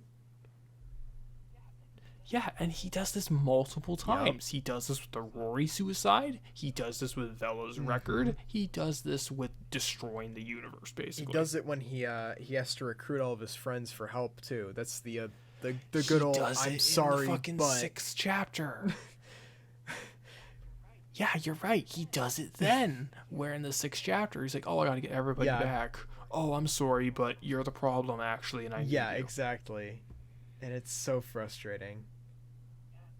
And it's really annoying that we're expected to empathize or even relate to a character whose default mode of convincing people is to guilt them into shit. Oh yeah, of course. Like he does that in chapter 3 too, when he has to go get the record. You mentioned that, yeah. When he's talking Yeah, to it's Vella. like when he's talking to Vella, it's like, Oh, oh, I'm sorry. You know, I yeah. get it. I'm such a I'm piece a cunt. of shit. I'm everybody's punching bag. And then he just walks away. I'm everyone's punching That's the bag. exact word. It's just, I was fucking livid. It's like, yes, you are. You everyone's are, and punching there's bag. a big You reason deserve it. why. You fucking deserved it, you asshole. It is astonishing how tone deaf this character is. Like, honestly, there's 2 characters he reminds me of a lot, where it's like, it's shitty characters we're expected to empathize. He reminds me of Chloe from Life is Strange. Oh yeah, that's the character that's responsible for girl. the line of, if I don't blame anybody, I have to blame myself, and fuck that. Yeah, like that character. Alex reminds me of the male version of that. And somehow, like, honestly, I honestly don't know who's the worst written character of the 2. Well, I don't know. I think Alex, because at the very least, you're not playing as Chloe. That's true. Yeah, that's true. You can And tell plus, Chloe to fuck off. Chloe's not like, she's not described as, oh, she's just like you. Yeah, it's like the game does not insult The game you doesn't say, the way oh, he's Dick just like you. insults you. No, he's not. And honestly, another thing is, this is going to be a weird comparison since I talked about it earlier, the series earlier at least, but he reminds me of Reboot Dante from Devil May Cry, the American I reboot. thought you were gonna bring that Or up. the British. I figured he was gonna be one of the characters that you talked about. Honestly, like, have you played DMC Devil May I Cry, haven't, the British reboot? But I saw like the what was it? The conference posts where they said like, this is what old Devil May Cry was, this is what new Devil May Cry is. Yeah, old Dante is a gay cowboy, new Dante is Tyler Durden. Yeah, some shit like that, and I was like, okay, now I really don't care. But like, I think the number one thing with that character that bothered me was the game, like, it doesn't understand how shitty he is and it expects you to sympathize with him and understand him and think he's the coolest motherfucker around. Like, there's a bit where at the very beginning, to show how cool new Dante is, he goes to some nightclub, harasses the staff by throwing bottles at them, gets fucked up, and then goes home with 2 strippers and fucks them in his trailer because he's a hobo living in a trailer, and that's cool, I guess. Damn, nice. While a bunch of industrial music about how you fuck up your life with crystal meth, don't do meth, plays in the background. Don't question the irony. Goddamn, nice. Literally the song that plays in that section is about how addiction can fuck up your life, and it's a song about getting drunk and doing drugs and having sex all the time because it's so cool. It's like, how fucking tone deaf can you be? Dude, nice. He sounds like the kind of hero I want to root for. Yeah, it's No. like he's the kind of hero who, like, when his brother shoots a pregnant lady in the stomach to kill the baby and gives her enough time to realize in horror that her baby has been shot before killing her, will brag about it later. Oh my god. I'm Oh not my even joking. God, That happens dude. during the game. I'm gonna have to buy this on Steam and play it. No, you don't. It's boring, but when the story happens, it's asinine. Oh, okay. But like, the big comparison I have is like, these 2 strippers, like, he's all partying about having a great time because fucking look how cool he is. And later in the game, when he's apparently had his character arc, I guess off screen because it isn't shown to us, about how changed he is, when he goes back to the same nightclub and these 2 strippers are like, hey Dante, what's up? He just fucking ignores them, like, oh, whore. Oh, nice. And, like, he's Oh, acting like oh, I'm nice. so much better than you now, you fucking slut. And it's like, really? This is the hero we're supposed to root for? Somebody who is, like, doing, a job? Yeah, fuck that. Oh my god. Yeah. It's like, they're not even prostitutes, where it's, like, at the very least, literally, like, technically whore is the job description. It's just like, his attitude is, yeah, stripper, I'm better than you. I'm a murder hobo. Aren't I cool? It's like, no, motherfucker. You were gleefully engaging in, like, fucking drinking and, like, wanting sex and everything. And it's like, for fuck's sake, dude. Yeah, it's like, come on. You've gotta, it's the thing is, like, you don't ignore your past, right? You work better And in it's like, spite it's of not it. even his past. It was literally, like, 2 weeks ago. Okay. Oh, even better. Yeah, it's like I changed in these 2 weeks. I'm a Look how much different better I person am now, than you, you slut. Bitch, don't ever talk to me with that mouth Yes. again. How dare you approach me? Filth.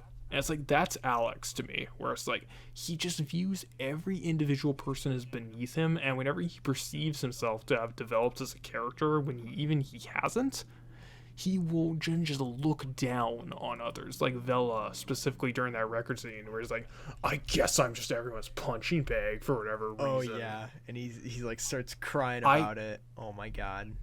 Yeah, like, I felt bad about saying Rory's sister didn't matter after she just killed herself like a week ago. I felt bad. Therefore, I developed. God, why is everyone abusing me this way? Exactly, and it's like he goes through this development in his own head, but nobody else sees that. And at that point, like, why should we care? Yeah, it's like if the character doesn't care, if the writers clearly don't care, why should we care? Exactly. Why? That's Alex in a nutshell, where it's like, he has no character arc, but the game insists on acting like The he game does. pretends And he his character, does. yeah, it pretends he does, and then the thing is, his character arc that it pretends he has is completely contradictory to the actual role he serves in the story as the most important man in the universe. Yeah, because he finds out, oh, I'm a shitty person, but then we find out in the game that he is the most important person, which is completely different than what he thinks he is.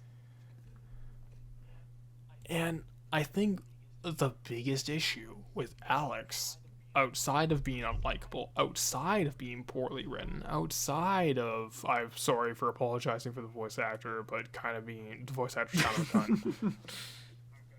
I'm gonna have to put a big addendum there, because oh fuck, I did not know any of that before. Yeah, as far as we know, as far as what's been revealed to us, like, come on now.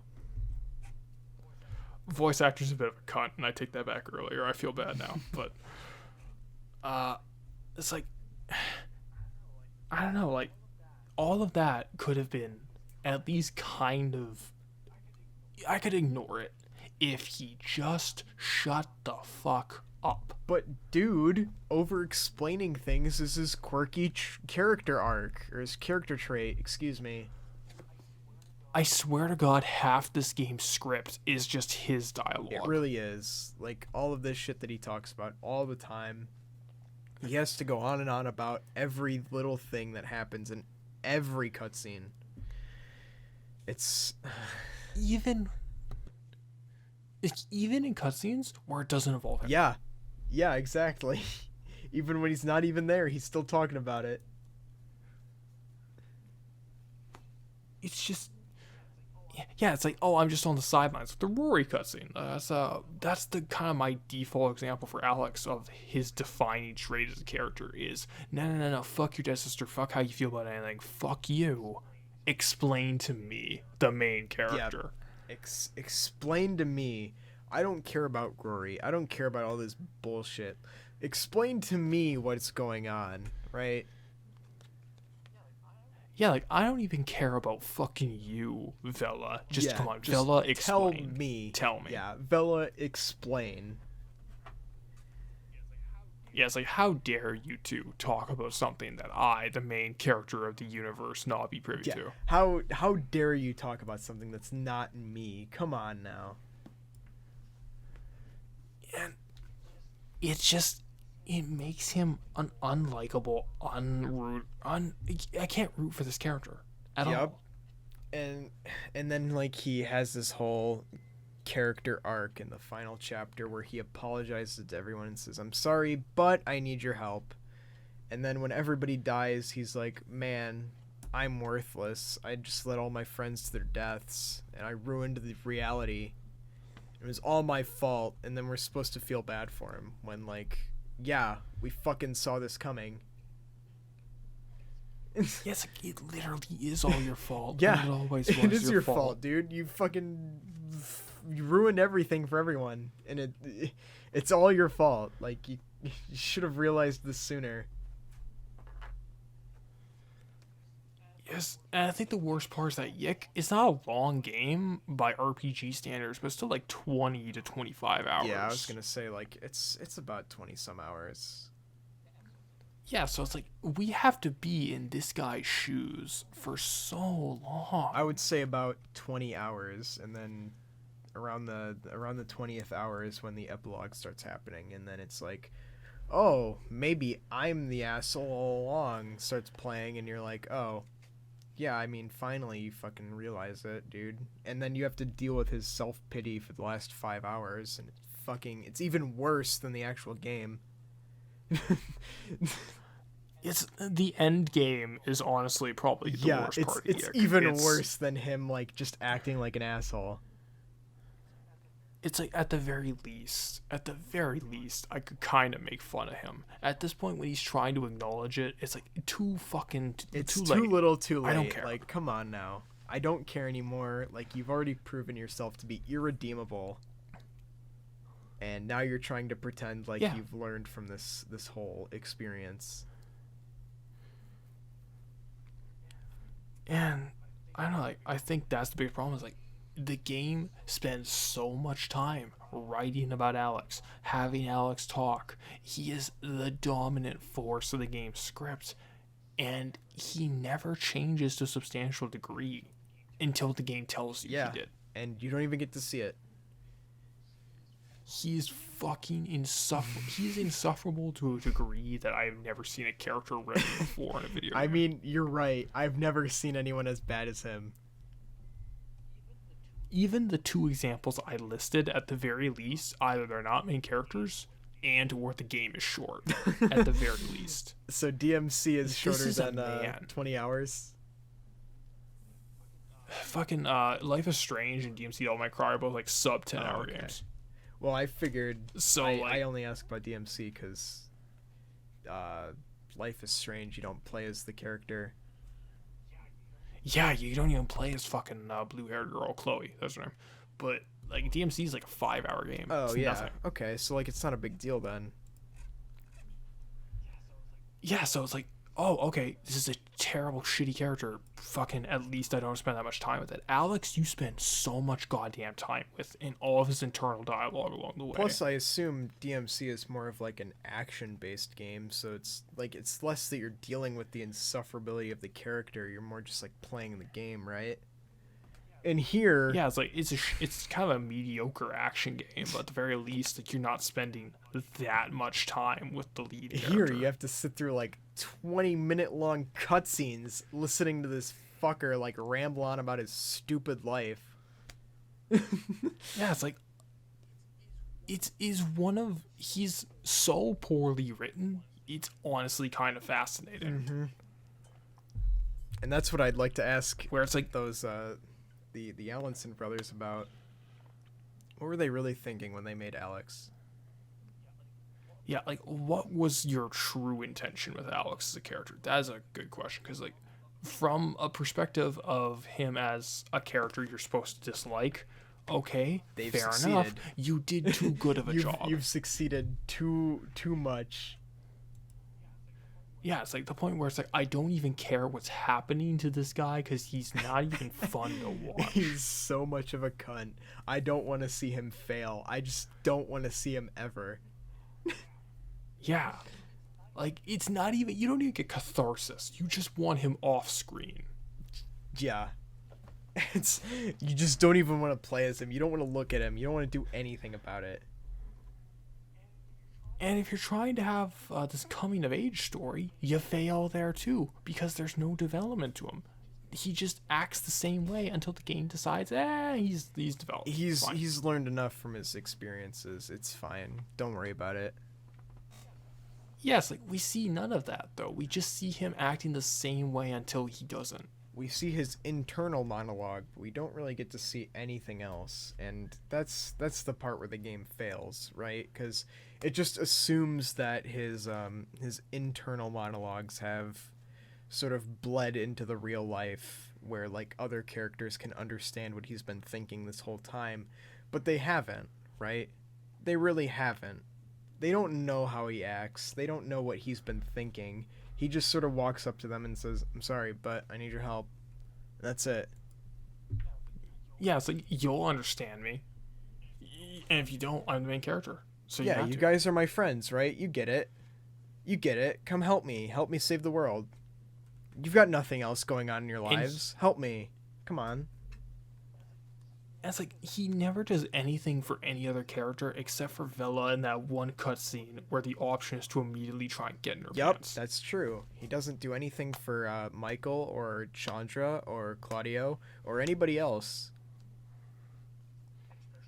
Especially not Oh, yeah, Rory. definitely. Well, Rory, actually, right? he does. Well, it's optional, right? Like, you can optionally It's so optional. optionally help Rory, and you can make out with Rory, too. And that's the only way to stop him from killing himself. It's like,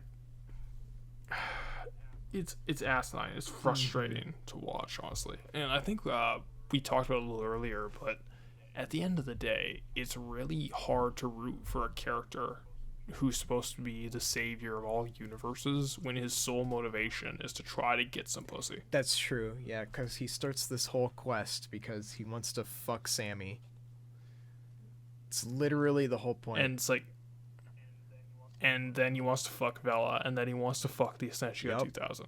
That's true. And that's it. Yeah. His sole motivation is he wants to fuck, dude. And it's like, it's really hard to root for a character like that. Yeah.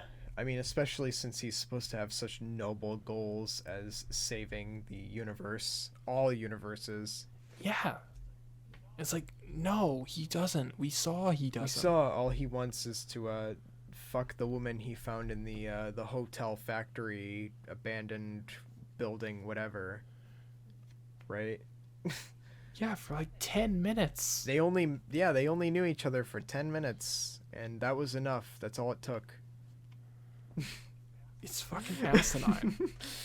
And then as soon as he met Vella, he latched onto her. And then as soon as he met the Essentia, like, fucking latched onto her. It's like Vella's got that fat ass. Yep, Hell yeah. he was in immediately. They even have a bus scene where he talks about how exotic she looks. Holy fuck, that I forgot about that. And she's like, "I'm gonna choose to ignore that statement," and it's like, you probably shouldn't. As she should. Like, holy fuck, that is the creepiest shit. You should probably choose to ignore him from now on too. Maybe move your seat over to Michael. At least he didn't hit on you by calling you exotic like a fish. Yeah, come on, dude. That was a little too much, even for me. Like, holy shit. It's actually kind of uncomfortable. But I mean, that's his character arc, and he learned from it. Just trust me, he did. Trust me, he learned from it. Don't worry about it, it's fine. I think, like, the number one issue that Alex can be boiled down to, like, it is a character who is our protagonist, who is probably half the script, where the script is telling us that he's going through an arc that at no point it shows him doing. He's becoming a better person. Trust me, please, trust me. Yeah, believe us. He's definitely becoming a better person. Yeah, it's like, we're shown one thing and told another, and that's got to be Alex's biggest problem. And then abruptly in the final chapter, he's like a complete 180 where he's just crying that he fucked up everything. And it's like, Yeah, and then his panda doll, which is actually his imaginary conscious, says, you did. yeah, haha. you did. Bye. And then he just leaves. And then he's gone from the story forever. Yes, there are people who said, oh, that panda twist was so good. Panda Fuck twist? you. Is there even a twist? If you didn't see that coming from moment one, then I don't know what to tell you, man. Yeah, come on. Like, he talks to his stuffed animal. Like, of course it's just a part of him. Like, I don't know. What I want to know is, what the fuck was Panda doing in the abandoned factory hotel? Did he bring his panda with him? No, he Like didn't. a fucking He child? didn't. He found him there. Yeah. What I want to know is, how did Panda get there? Was it the memory of Panda? Was Panda even Dude. real? Was it just a Oh memory? my god. Come on now. I don't know the answers to this. I don't think anyone knows the answers to this, including the writer. Yeah, I think they put Panda in because they were like, man, Persona 4 is a popular game. They've got a bear character. We should make our own bear character and make him sound exactly the same. He sounds fucking identical. make him sound and talk exactly the same. Man, fuck Teddy and fuck Panda. He's the only tool that has any plot significance. Aside from Yeah, Dolly. it's like, I guess. Yeah, like Dolly is like, it just kind of stops being significant because Sammy Pack is not significant Yep, anymore. and everybody stops caring about the cat immediately. I mean, they even stopped caring about the cat during the cutscenes where the cat is still like a prominent feature, right? They call Dolly a girl, and then like in the same cutscene they called Dolly a boy. Like, they've already stopped caring. And I understand that maybe they're going for the whole like parallel universe thing, but like this just shows to me that they stopped caring immediately.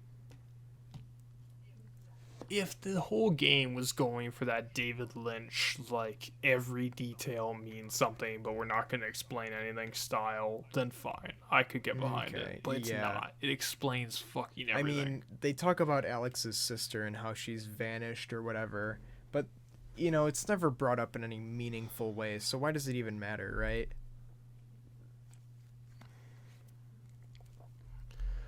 Do you have anything else to say on Alex? Not really. Yeah, like, we kind of sprinkled him into every other conversation. Yeah, I mean, that's probably the best way to do it, since, you know, he's omnipresent through the entire game, right? Yeah, exactly. Like, he's this fucking ever-present scent over every single aspect. We have to talk about him in every regard, because he's always there. He's always there. Yeah, it's like, that's almost the worst part, where it's like your ever-present main character Is the worst character in the game. Every other party member would have been a better protagonist than fucking Alex. Than this guy, yeah. It's something. So, speaking of Dolly, did you want to touch on the Elisa Lam stuff briefly? Well, I guess I'll let you explain it. Alright, so Elisa Lam was a college student going to UBC up here in Vancouver. She went on a trip down south to Los Angeles to a place called the Cecil Hotel. Started acting strangely, as reported by her roommates. Had a pretty infamous video of her freaking out in an elevator, and then went missing and was found dead in the hotel's water reservoir. Mm-hmm. That's as much as I know about it. Yeah, it's apparently there's been a lot of supernatural or serial killer conspiracies about this. Like, I think, honestly, like, I'm a bit of a true crime nut IRL, so I think it is as simple as she had a manic episode, she went to the roof for whatever reason. Ignore me knocking shit over, but she went to the roof for whatever reason during a manic episode. She got caught in the water tower and couldn't get out, and that's it. Like, Okay.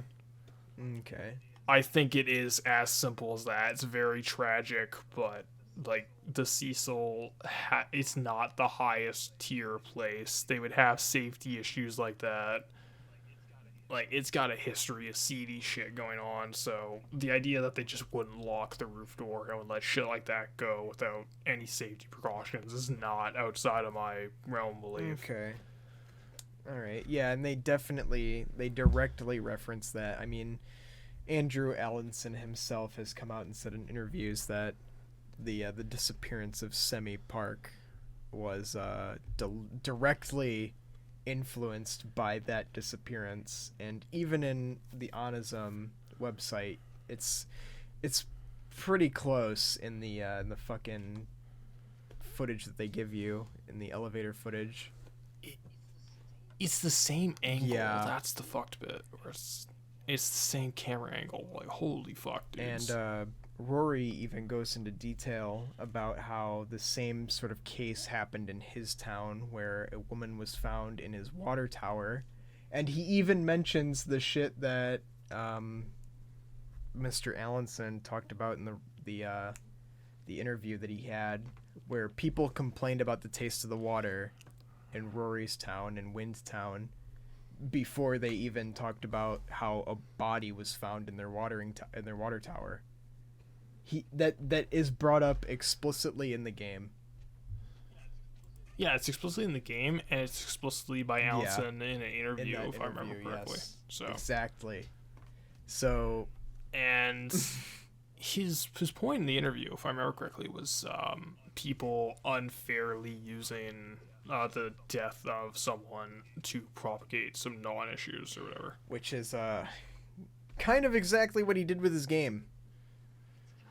It's kind of fucking ironic when you look at how Semi-Pack or Sammy-Pack, whatever you want to call her, is treated in the game itself, Since where she is nothing but a springboard for everything else after, especially considering that her direct influence was an actual death. yeah, and her exact character is what starts Alex into all of this, and she pretty much stops existing after the first chapter. And I think the worst bit is her entire existence is to just be pussy for Alex to slave after. She's just bait for Alex to continue his journey. As like, even in the joke cut ending, they end up together. Yeah, in the is that the joke ending that is that the Korean news network ending? Yeah, that's Yes. where they end up together. And well, the thing is, Fuck she doesn't off. end up with Alex. She ends up with the player, because she's like, "You did everything right and you saved me." And it's like, come on now, this is But the fucked, player is dude. Alex, Yeah, that's bro. right. Yeah, that's right. Excuse me. Alex is us. He's just like us, but in another reality. Yeah. It's just, and even in the main game, like, her sole purpose in the finale, for real, is to just say, "I'm sorry I was bait for you, most important Yeah, man in I the was just a universe." lure for you to get to this point. Like, I was nothing more than that. It's like, fuck off. And that feels pretty fucked up for a character based off of a real person who died to just be, you know, bait for the main character to embark on his quest, and then is quickly forgotten about Yeah. immediately in the second chapter. It's honestly, like, I've seen the argument for, oh, well, you know, this happens in media all the time. It's based off real murders. Like, how many things are based off of Jack the Ripper, for example? But it's like, I think the fact that this is so recent at the Yeah. time, even at the time of this game's release, it was less than 10 Because years. the game was in development in fucking 2015, and this case happened in like mid 2014. It was very recent. Yeah, so it's like, It was man, immediate. it's too soon. like, I don't know. It's a little too soon for me. Yeah, like it's way, way, way too soon. Like I don't know how long you have to wait, but it's kind of like that old definition a judge had of obscenity is I don't know what's obscene, but I'll know it when I see it. This feels this too is a little soon. too much.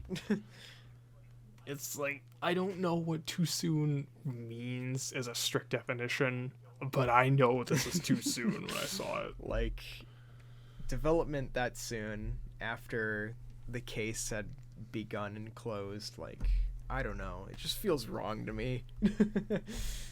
Especially considering that we live in the present where people are still spreading rumors about, oh, she was murdered, Yeah. oh, it was supernatural and ghosts. Isn't it scary? Exactly. Like, people are still talking about this. They don't believe what, was come to pass.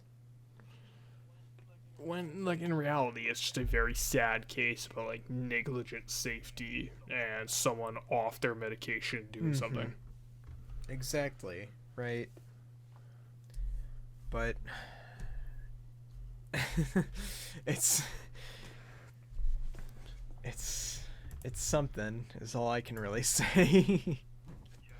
Yeah, so the Elisa Lam aspect of the game's plot is just... It's brought in the It- very it's- first it- act, and it's immediately forgotten, which is very... It just feels It's, wrong. it's shameful to what really happened, right? It just... The whole thing just feels wrong. The whole inclusion of this, and even referencing it in the Rory cutscene, is... It feels like it's unnecessary and unneeded, and I get that. Sure, this aspect was probably really important to the creator's life, because he did mention that, like, he spent a lot of time in these threads talking about what might have happened to her, and sure, that might have been a big part of his life. But come on now, like, there's some respect you give to other people. It's like, okay, don't make it the same situation where it's an elevator or whatever. Don't make it a literal, like, someone who's basically a cartoon version of the actual person who died.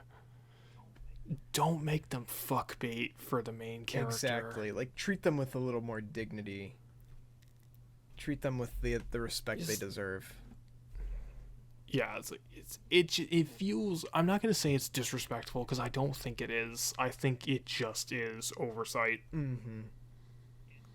It doesn't feel malicious. It just feels like a wrong inclusion. It feels like they didn't really think it through, right? Yeah, that's basically my gist on it. Yeah, that's... I kind of explained how I felt about it in that, yeah. So, we've been ranting about the story of YIIK for quite a Let's while see the now. recording. I mean, most of this is getting cut, but it's been 5.5 hours. I think we're gonna cut like at least 45 At least, minutes of yeah, this. So still. let's say like we cut an hour of this. That's like Still 4.5 a for an lot, hour now. right? Like, What else is there left to say? I know you've got an outline. there's two Okay. bits. There's one we talked about off camera, and we should have recorded because it was actually really good material. Oh, the rewrite. Yes, I'll let you explain my rewrite. How would we rewrite YIIK if we had an idea to do Now, it? I don't remember mine, but I talked to it with Doomed before, and he remembers, so I'm gonna let him explain that one. So I actually remember both of our rewrites. So I might remember it as you're saying I it, think- so... I think I'll start with like our kind of agreed upon issues of the story is number one, cut out the fourth wall aspects. Yeah. Okay. Cut that entire aspect out. Number two, it is get the essential plot elements, namely the Essentia 2000 and how the parallel world stuff in. Get that in the plot way Yeah, sooner. don't wait until, like, what was it, chapter 6 when you rescue her? Yeah, don't wait till the chapter 6 of 8 to unleash this stuff on the player. Like, if we had 8 chapters, I would do this by chapter 3. Yeah, exactly. But no, chapter 3 is dedicated to finding the record, which you could have found out just by reading the fucking jacket. That's 2 hours wasted. Oh, wait a sec. We didn't even talk about Mark. What do was we the need point of do the we Mark need to talk scene? about Mark other than what was the point of Mark? What was the point of that entire fucking cutscene? Do we even need to talk about Mark? Yeah, there's no reason for Mark to go on and on about No. his dumb bullshit journeys in India. It's like a 20-minute scene that does nothing, adds nothing, is about It goes nothing. nowhere. It gives us information that we don't need. You can't even talk to Mark again after that point, so why does it even fucking matter? No. Like, you can go to his house, but you can't talk to him. Right? So what's the point in meeting him? Why? Like, there's not even a side quest. Nope, dedicated he to gets him. nothing. So, why have him as a character at all? Good question. Next Good question. Let's move on. So yeah, like that's the last bit of the plot. Is Mark is a useless character. Yeah, but So cut Mark. Cut the whole side quest. Cut the whole, like, I guess it's a side quest. It doesn't matter. It doesn't matter to the plot. Cut all of Mountain Town. Cut Mountain Town entirely. There's no point to go there. But I interrupted you. But back to our rewrites. Yeah, so I think the things we all agreed on were like, okay, so fourth wall is gone, introduce Essentia Yep. earlier, and make the Essentia the actual antagonist and give an actual motivation. Right.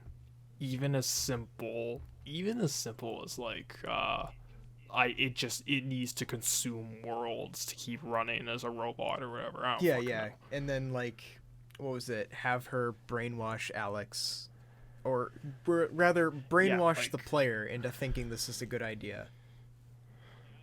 Like, I think like the way we kind of differed is the way I want to do it was you have the Essentia stuff way earlier, like either 1/3 or halfway into the story. Okay. And that's where the Essentia Mind Dungeon shit happens. And Alex at that point is completely convinced of the Essentia and everything she represents. Oh, right, yeah. And what happens is as Alex essentially becomes the herald of Galactus, like he is the Silver Surfer to her Galactus. And her goal is to destroy this reality, to, eat it for, power or whatever. And she's just feeding him sweet nothings into his ear. You're the greatest. You're the most important man in the universe. Oh, I love you so much. And it's like, she just picked Alex by happenstance. Because he was there, yeah. It's just, yeah, you were the first person near me who would buy me, who just buy my horse shit. So you're the one, buddy. So it's like she just needs a human host for whatever reason. I don't know. Like, you could like make up some metaphysics bullshit for that, but. And I think what my idea was, like, while Alex is in this mind dungeon, because 2 weeks take place while he's in there, right? Yeah. My idea was, you play as his friends, and they're good people, so they're trying to find out what's up with him, where is he gone in these last 2 weeks, and they find him later completely brainwashed by Essentia. And through meeting them, he realizes, like, what he's lost by committing to this plan. His friends and the people who believe in him, right? Yeah. Something like that. Yeah, like, this is actually the bit where we diverge, where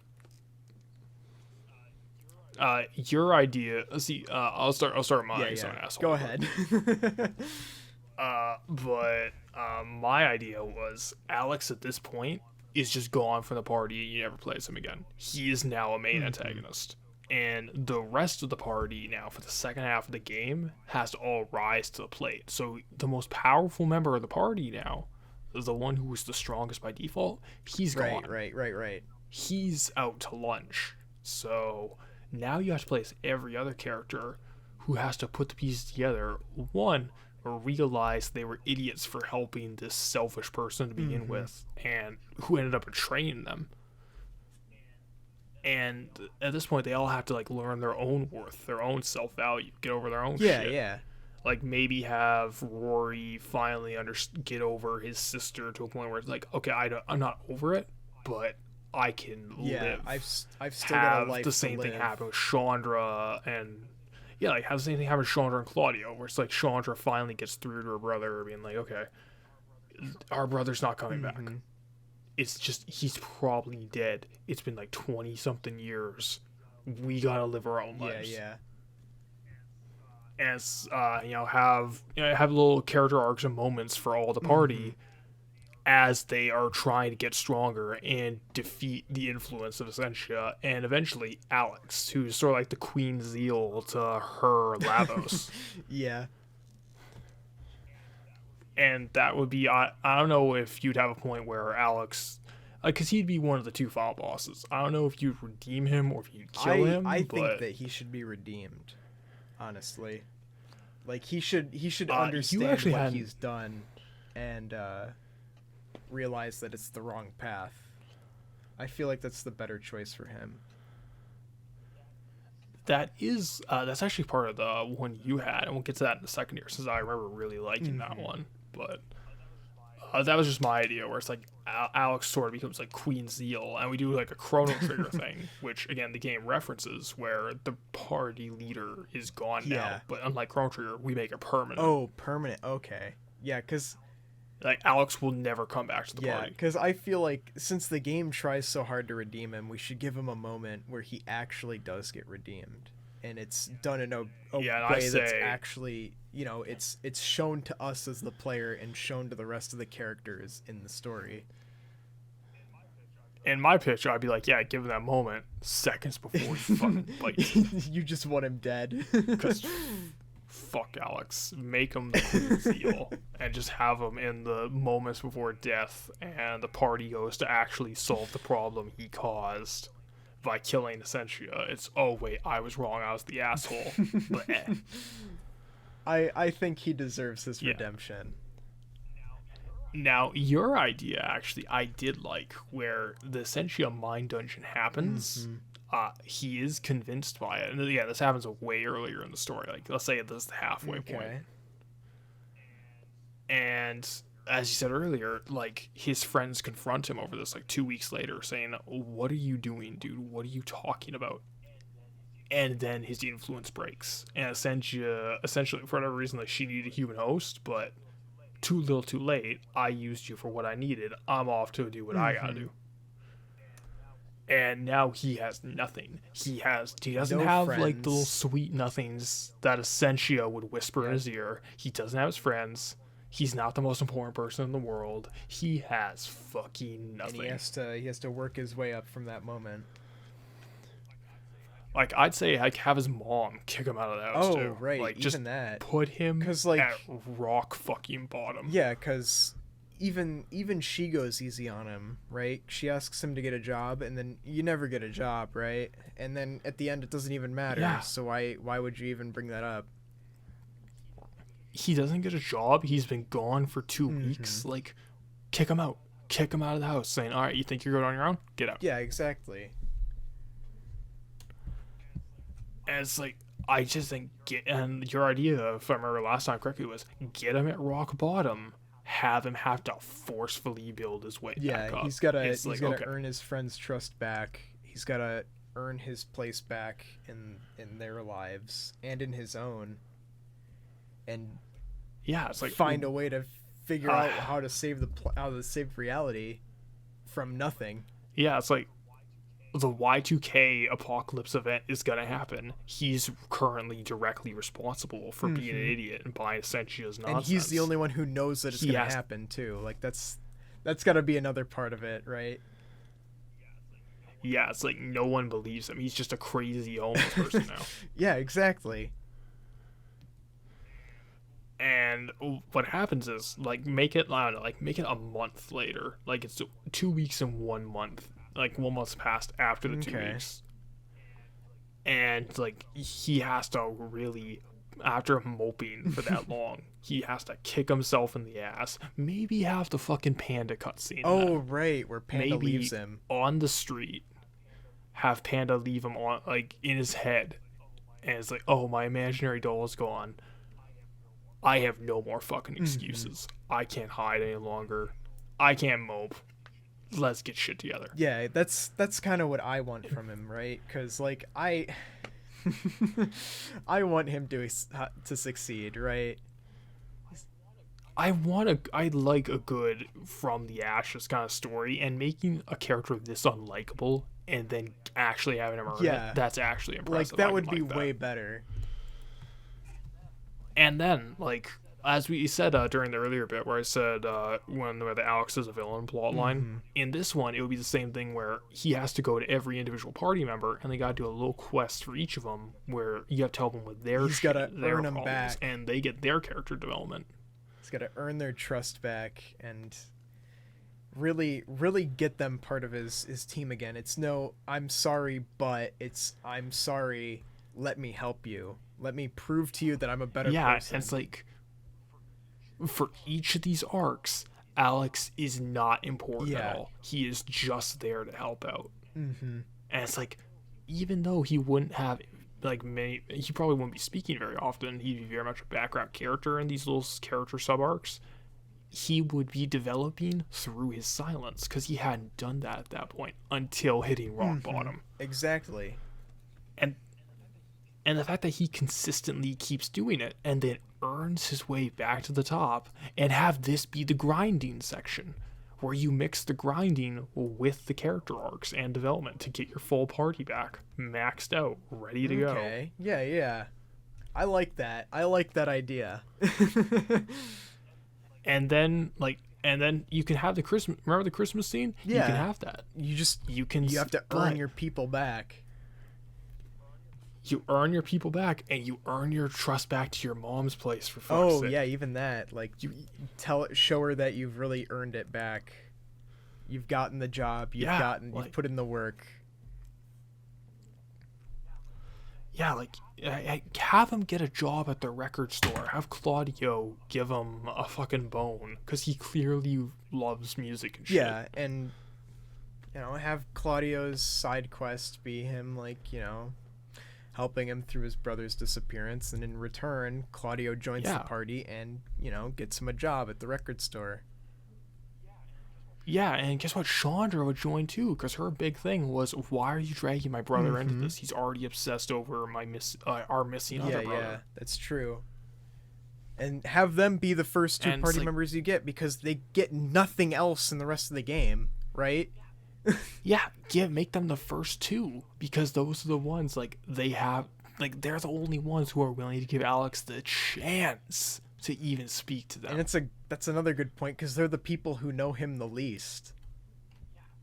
Yeah, but they're willing. They're fucking willing. And, just that little bit of hope can make Alex think, okay, if these two I barely interacted with, I mostly insulted and just used, are willing to give me that time, it's worth fighting for everyone else. Maybe. Yeah, maybe it's actually worth trying to change and stick to that path. Yeah, exactly. God damn. This game had so much potential. And again, they have the Christmas scene. They have everything leading up to Y2K. They go to a final dungeon or whatever, like every other RPG where it's hell or something, and you go fight the Essentia. Yeah, and you fight the person who forced you into this position. Yeah, and here's the thing.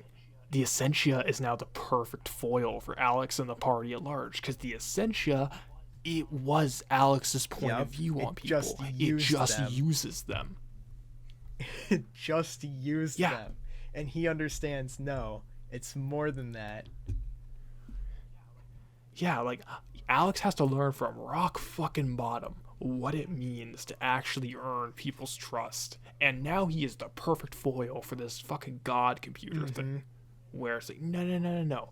I used to think like you. How pathetic I was. Now I have friends who are willing to work with me for this problem. Not because I asked them, not because I told them I'm sorry, but I need your help. It's because I really listened to who they were and helped them through their issues. Yeah, it's like, now we are here to stop you. It's not me and my friends. It's all of us here together. Yeah, and then the Essentia dies. Y2K stopped. The apocalypse over. Like, this creature that can't... This thing, like, not even a creature, that cannot understand this concept of not looking at others as a tool. Refuses to even broach the concept and pays for it. And then that's the end. You And go back to reality. That's and the end. Life goes on. I think we talked about this last time, but this was the bit that I think would sell the whole game is Life goes on. Vella goes to try to find an actual job. Rory goes back to his town, which is like miles and miles away, to try to move on and find his own place in the world. Chandra and Claudio have fucking jobs. Yep. Michael goes to college. And at the and one by one, what I think you should do is walk the party members back. Like take them Earthbound. back. It's just, hey. And we roll it all back to the Earthbound inspiration. You one by one, man. It's, hey, man, I'll keep in contact, but I got a job. I got a store to run. Hey, man, I'll keep in contact, but I got my masters to work on. Hey, I'll keep in contact, but I gotta look for a new place to live because I can't live in this town anymore. And it's like so on and so forth. I think even better would have Until Alex leave his own town after the end. Yeah. And have the last conversation is him and Michael. Michael can't stick around. He's got to go to college. This was great. I'm glad we're not going to get recognition for this because no one will believe our story, but I'm glad we stopped it. I got to live my own life now. Exactly. And it's like, yeah, Alex developed. He got all that stuff, but he didn't get the whole big friendship party he wanted in the end. He has to learn that can't always work. Yeah, even after all this, you can't just be with your buddies all day. You know, life goes on. Yeah. Fuck it, all your sacrifice. This is gonna happen. And unlike before, unlike the old Alex who would hear that and immediately reject everyone, saying, fuck them anyway, I'm the greatest, they're nothing to me. He gets it. Yeah, and he understands they've got their own lives to live, and he's got his. And that would be the end. You know, he gets on the bus and he leaves Frankton. Yeah. That's fucking YIIK. That would be a way fucking better ending. Jesus Christ. The postmodern RPG about the main character learning he's not the most important person in the universe. That would be a real postmodern RPG, right? Come on. Main character is not the main character. God damn it. It's so annoying. I'm making my own game. I'm making my own version of YIIK. It could have been something. And I think like this is our closing thoughts, but it could have been fucking something, man. But I mean, it is something. It's just a fucking mess. Yeah, it could have been something more. Hopefully these patches that they're planning do more than just fix the gameplay. Maybe they'll fix the story as well. I don't know how that'll be possible considering the main character's voice actor is out of work. He ain't coming back. He's out of work for a bit. Maybe forever. That ain't some controversy they want to get back into. But hopefully it's something. Yeah, like it's, if nothing else, I respect having played it. This is an experience I wouldn't trade. I like that I had this experience with it. Yeah. Me too, actually. Where it's like there's nothing I can use to describe this. Yeah, it's like you're never gonna play anything else like YIIK. It's a one of a kind, truly.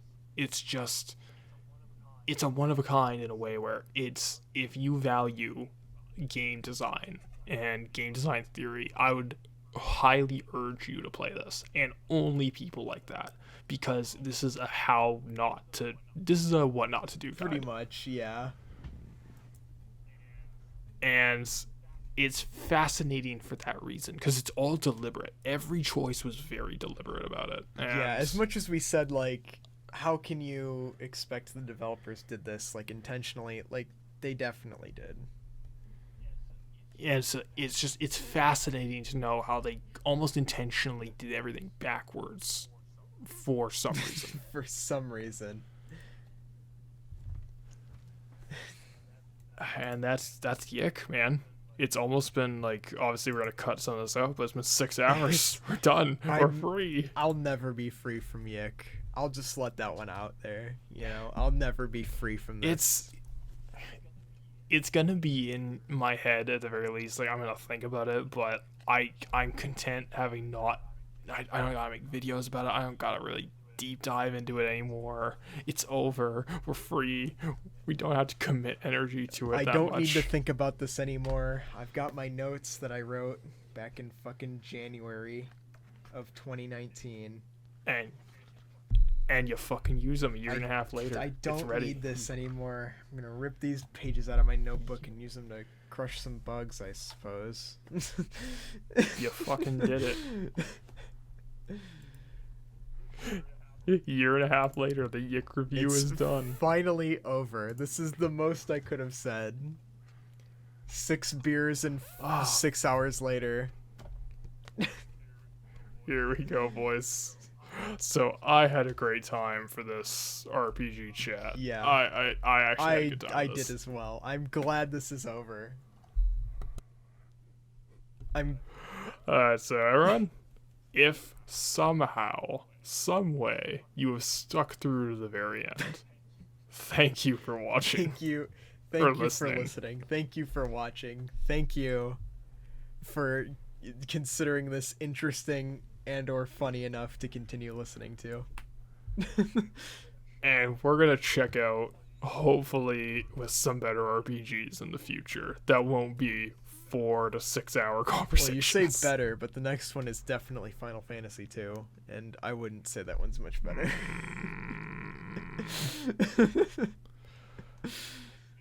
We'll see ya for FF2, folks. Lates, fellas.